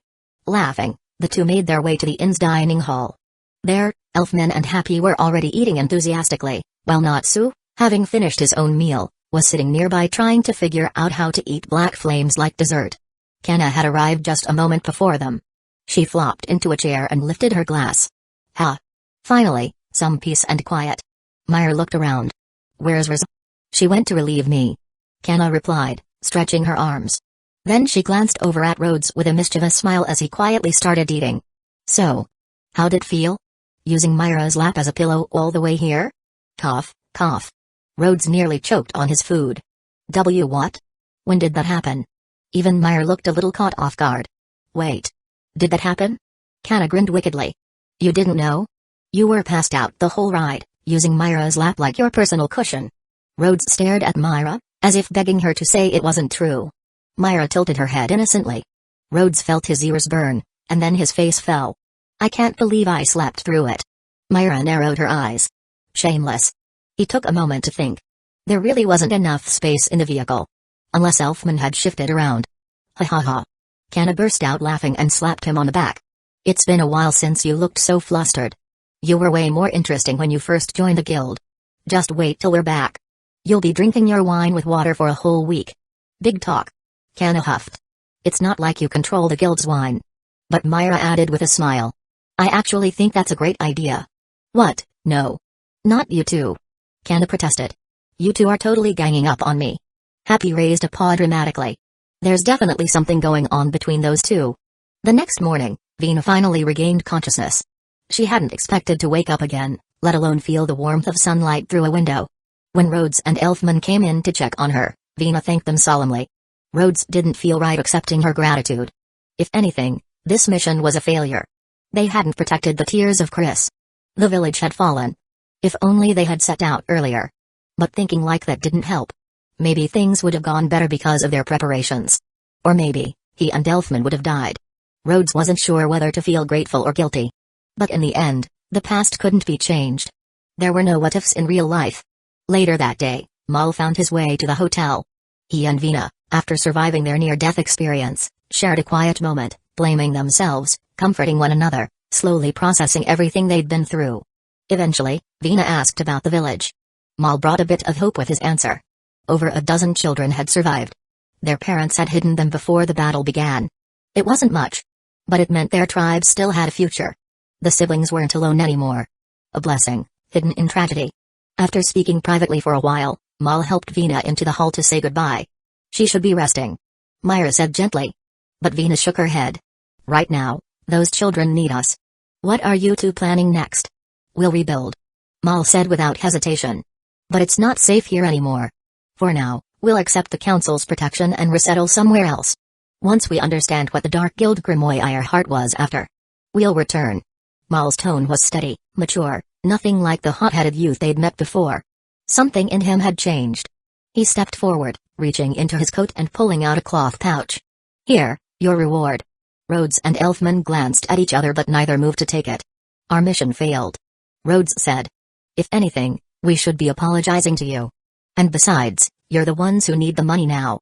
Mal shook his head. "No. Don't forget. Father changed the mission details before he passed. You saved us. You fulfilled his final request. Please accept it." Vina added softly. "If not as a reward, then as a thank you, or even as a way to help cover the medical costs. Think of it as helping us carry out Father's last wish. At that point, it wasn't just money anymore. Rhodes paused for a long moment, then slowly took the pouch. All right. But if you ever need anything, come to Fairy Tale. I'll keep an ear out for information on the Dark Guild and the Tears of Chris. With that, the siblings gave a final bow. They walked away, steady in step despite everything they'd lost. From here on, the future of Monotrope rested on their shoulders. After a day of much-needed rest at the hotel, the group prepared to head back to the guild. Rhodes, who had been eyeing the magic four-wheeler with obvious curiosity, finally spoke up. Can I try driving on the way back? He hadn't touched one of these since passing his license test, if you could even call that passing. His last attempt behind the wheel had been, well, fatal. No one objected. After all, they were all mages. Even if he flipped the thing into a ditch, they'd walk away with little more than bruises. Rhodes climbed into the driver's seat with unearned confidence, only to freeze the moment he saw the dashboard. There was no steering wheel. Just a joystick. And maybe a pedal? He glanced back awkwardly. Myra? Mind giving me a quick lesson? Happy promptly zipped out of the passenger window. We'll take Natsu on a scenic crab tour, thanks. Myra stepped out of the car, gave a brief rundown on magic input, ignition flow, and motion sensitivity. Only for Rhodes to tug her down beside him. The seat was basically a magical love couch. Cozy for one, snug for two. Rhodes clearly didn't mind. Myra was suspicious whether he actually couldn't drive, but she didn't seem to mind either. The four-wheeler jolted to life, lurching like a toddler learning to walk. It wobbled. Sped up. Slowed down. Swayed dangerously left. Then right. Definitely not road legal. Fortunately, once they made it out of town, the path evened out. And so did Rhodes's driving. Cannon knocked on the window, scolding them like a mom at a PTA meeting. You're weaving all over the road. Reckless. You drove drunk yesterday. Rhodes shouted back. A valid point. Someone muttered inside. As the car rolled on, one of the questions still hanging in the air remained unanswered. Why had Grimoire Earhart attacked the village in the first place? According to what the council had intercepted, the villagers were living on land where the Zirafki has long rested. Chapter 254, a little accident. Though he was still new behind the wheel, Rhodes managed to drive the magic four-wheeler all the way back to Magnolia without incident. The vehicle is operated using unsafe plug. A wrist-mounted conduit that allowed the driver to feed it magic power. The downside? It consumed magic at an alarming rate. Still, Rhodes drove with determination. The vehicle functioned more like a magically enhanced go-kart than a car. As long as the magic power kept flowing, speed adjustments were simple. The joystick was a little awkward, but otherwise, it felt like steering a giant toy. Myra had originally planned to take over the drive halfway through. But seeing how much Rhodes was enjoying himself, and with his blue buff helping him sustain his magic, she let him have his fun. Even so, after experiencing how quickly the vehicle drained magic, Rhodes found himself growing even more concerned about Myra. She had pushed herself so hard getting to them, speeding non-stop all that way. Just how worried had she been? So when they finally parked and removed their safe plugs, Rhodes turned to her and, without a word, pulled Myra into a tight hug. Hey? Myra blinked, startled by the sudden embrace. But she quickly sensed the emotion behind it. She gently patted his back. Easy. Your shoulder still hasn't fully healed, you'll strain it. Rhodes buried his face in her hair and whispered. I'm already holding the best painkiller there is. Don't say stuff like that out of nowhere. Myra's ears turned pink. She was about to push him away when she remembered he still had a few uninjured spots left. Behind them, Kenna stumbled out of the car, wine bottle in hand. Happy. Happy chirped back. Do you know what the best painkiller in the world is? Love. Wrong. Kenna wobbled and pointed dramatically at Rhodes and Myra, grinning. It's wine, not love. She dragged out the word love on purpose and even scratched her cheek suggestively at the pair. Flustered, Myra mumbled something about returning the car and walked off. Rhodes, meanwhile, shook his head. I refuse to argue with drunk people. Kenna hiccuped. Bet you couldn't win anyway. I've got a theory. Mirza suddenly clapped her hands. The power of companionship love can soothe pain and give us strength to move forward. She nodded to herself, her expression intense. That explains the deep emotional bond between Myra and Rhodes. Yes. That makes sense. That's both kind of right and kind of not. Elfman muttered. But I can say one thing for sure, my sister and Rhodes are real men. Natsu wasn't listening. He was crouched beside the crab, still trying to ignite a twig with black flames. Happy. I'm going home. Wait, aren't you coming to the guild? Nope. I can't even eat fire. What kind of dragon slayer can't eat fire? Just thinking about Great teasing him as a fake dragon slayer made Natsu's hair stand on end. Happy followed with a sigh. He didn't want to get locked out if Natsu lost his key again. Back at the Fairy Tale Guild Hall, the atmosphere had grown a little tense in their absence. But since Riza had already contacted Master the day before, everything quickly returned to the lively chaos everyone loved. As soon as the guild doors swung open, the sound inside hit them like a wave, like the noise had weight. But then everything stopped. For a second, the room went completely still as everyone turned toward the entrance. And then... Welcome back. Myra. Rhodes. Elfman. Mirza. Kana. The cheer was deafening. Everyone shouted over each other, calling out names, waving, rushing forward. Wait, where is Natsu? He probably got carsick again. Laughter followed, and soon the whole place was buzzing again, the guild returning to its usual vibrant chaos. Everyone flocked to greet them, ask questions, or just pat them on the back. Kana found a seat first, slamming a hand on the table and smirking. 1 beer per story. Line up. Mirza, Myra, and Rhodes made their way toward the master's office to report in, while Elfman wandered off to chat with Nab and Max. After all, Rod was the one who always handled the boring paperwork. Plus, even his sister had been part of this mission. If anyone was going to talk to the old man, it wasn't going to be him.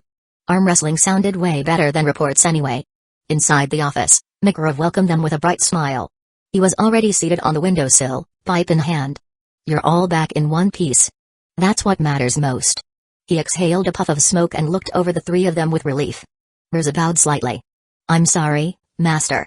We ran into members of Grimoire Ironheart, but none of the higher-ups. We weren't able to gather as much intel as we'd hoped. Grimoire Ironheart, one of the strongest dark guilds in existence. The Magic Council and the allied guilds had been trying to track their movements for a long time. Makarov himself had long hoped to find a lead, especially with rumors of the 7 kin of Purgatory spreading. But he waved her apology away. No need to blame yourselves. You did well. You brought everyone back safe, and more importantly, you've already passed along valuable information. He leaned back with a thoughtful look. The council caught a bunch of their regular members anyway. Let them sweat the interrogation part for once. Makarov stood up from his usual spot at the bar, raising his voice with a cheerful grin. All right then. To celebrate everyone's safe return. Let's throw a party. Oh. The roar of approval was instantaneous. Honestly, Fairy Tale never needed much of an excuse to party. Rhodes, seated near the corner, briefly wondered how the guild still had money for celebrations like these. But then he remembered the mountains of compensation forms caused by daily property damage and the occasional brawl. Compared to that, a banquet was pocket change. The party lasted long into the night. Laughter echoed through the hall. Tables were flipped, barrels were emptied, and someone ended up stuck to the ceiling again. But not everyone made it through the evening. Rhodes and Elfman, despite being the heroes of the hour, were pulled aside by Myra before the chaos peaked. No alcohol. She warned, arms crossed and eyes unyielding. Yes, ma'am. They both muttered, totally defeated. They were promptly kicked out and sent off to rest, though not a soul seemed to notice the departure of the so-called protagonists. Because, at Fairy Tale, the party wasn't about the reason. It was about the people. Once the drinks started flowing and the laughter started bouncing off the walls, the original cause of celebration didn't matter anymore. Everyone just knew it was another good day to be part of the guild. Even if the tavern got completely trashed, no one, not even Mirza, would raise a complaint tonight. Here, right here. You've got the eyes wrong. He had a slight slant upward at the corners. Like this. Closer. Now the guild emblem, place it on the right side of the chest. It wasn't a full crest either. Just half, from what I remember. That should do it. Yeah. That's him. True to his word, Rhodes had started working on compiling intelligence on Grimoire Ironheart's members. He said he would make a visual dossier, and he meant it. The only issue? He could barely draw a cube without it looking like a rock. So he enlisted Ritas, one of the guild's more artistically inclined mages. And Ritas was incredible. Not only could he sketch the exact features based on Rhodes' description, but he even captured the magical beasts that Rustros had summoned with terrifying detail. Watching him work, Rhodes began to wonder if learning some transformation magic from Myra would make things easier in the future. If he could just become the enemy for a moment, it'd save a lot of explaining. 2 days later, just as Rhodes was putting the finishing touches on his report, Let arrived at the guild. The man wore his usual tight-lipped expression, accompanied by 2 other knights who looked equally grim. It's finished. Rhodes said, handing him the report. But I've got to ask. We've clearly made enemies of Grimoire Ironheart after this mission. We're worried about possible retaliation. Has the council made any progress interrogating the prisoners? Can we get an information exchange going? Leo looked away, his jaw clenched tightly. He shifted his eyes to Makarov, who was standing nearby listening. The master gave a gentle wave of his hand. If it's classified. Makarov said kindly. You don't have to say a word. Leo's face twisted in frustration. No. It's not that. His voice was lower now. Embarrassed. The escort convoy transporting the captured members was ambushed. What? Chapter 255, to protect the entire magic world. Makarov's expression grew serious. The first thing on his mind wasn't the prisoners, it was the council people. Were they attacked? He asked, his tone calm but deeply concerned. Any casualties? Leo shook his head. No casualties. But everyone in the escort team lost their magic power all at once, and then the prisoners vanished. Whoever did it clearly didn't want to start a bloodbath. They just came to retrieve their people and make sure none of them could talk. Rhodes felt a chill run down his back. Losing magic in an instant? He was just glad he hadn't run into that kind of sorcery himself. Makarov frowned, arms folded. Stripping everyone's magic power in a flash. It could be a curse or a high-level sealing spell, preset in advance. And if space magic was involved too? He shook his head. That's a troubling opponent. Leo nodded in agreement.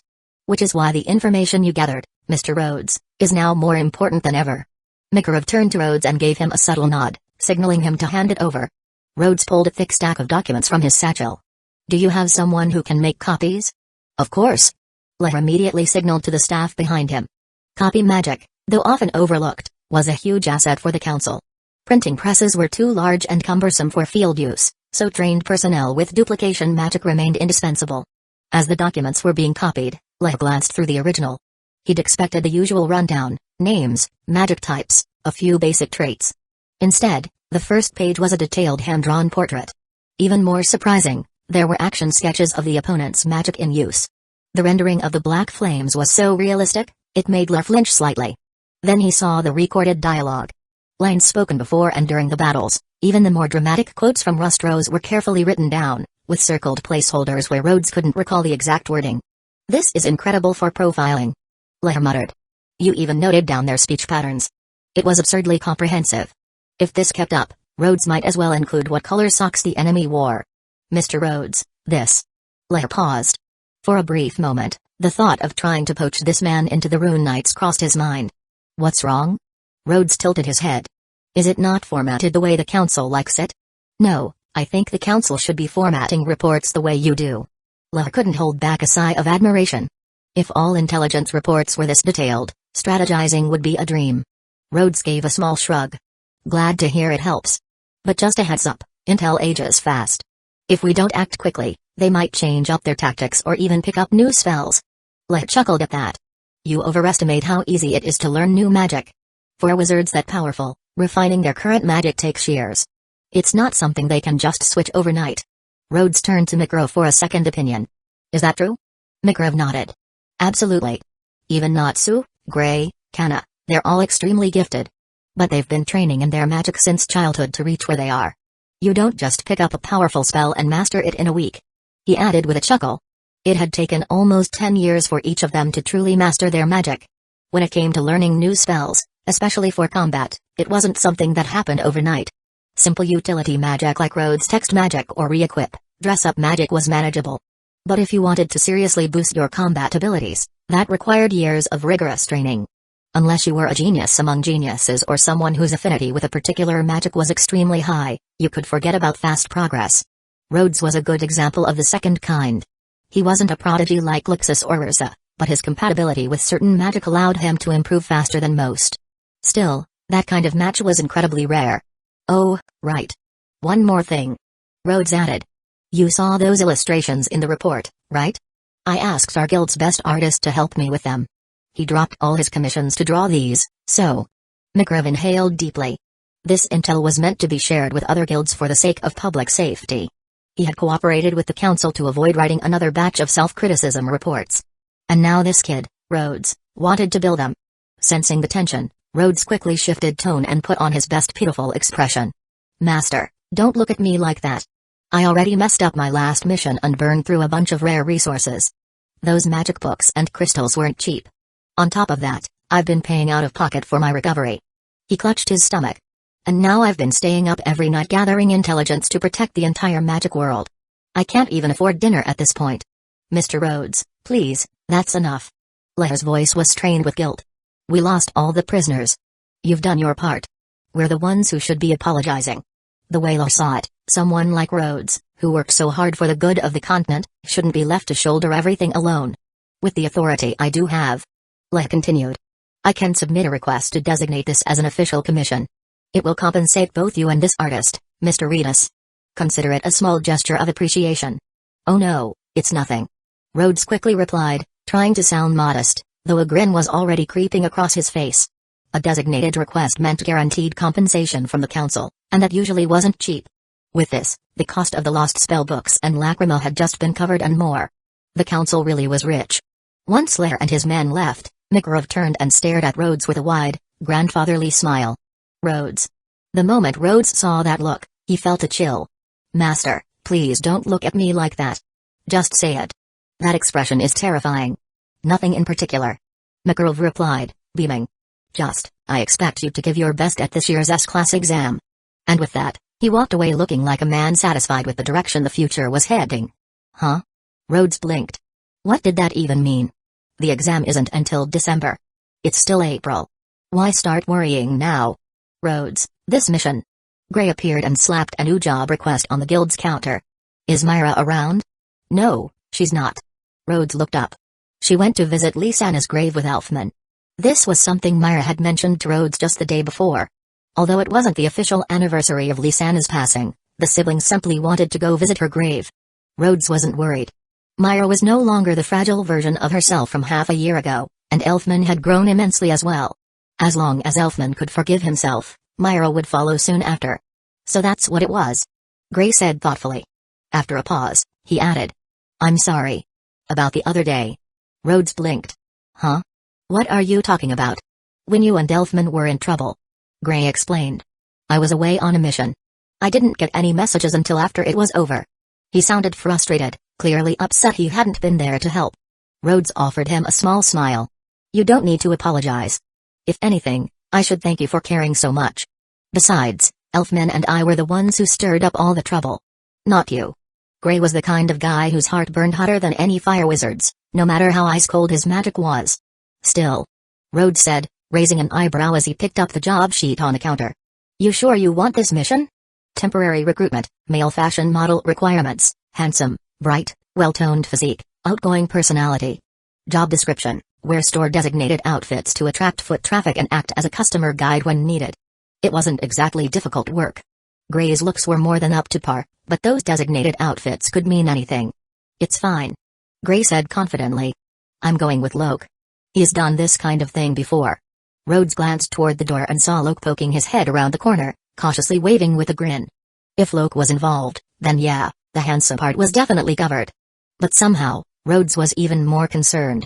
Something about this particular duo doing crowd work for a clothing store just screamed disaster waiting to happen.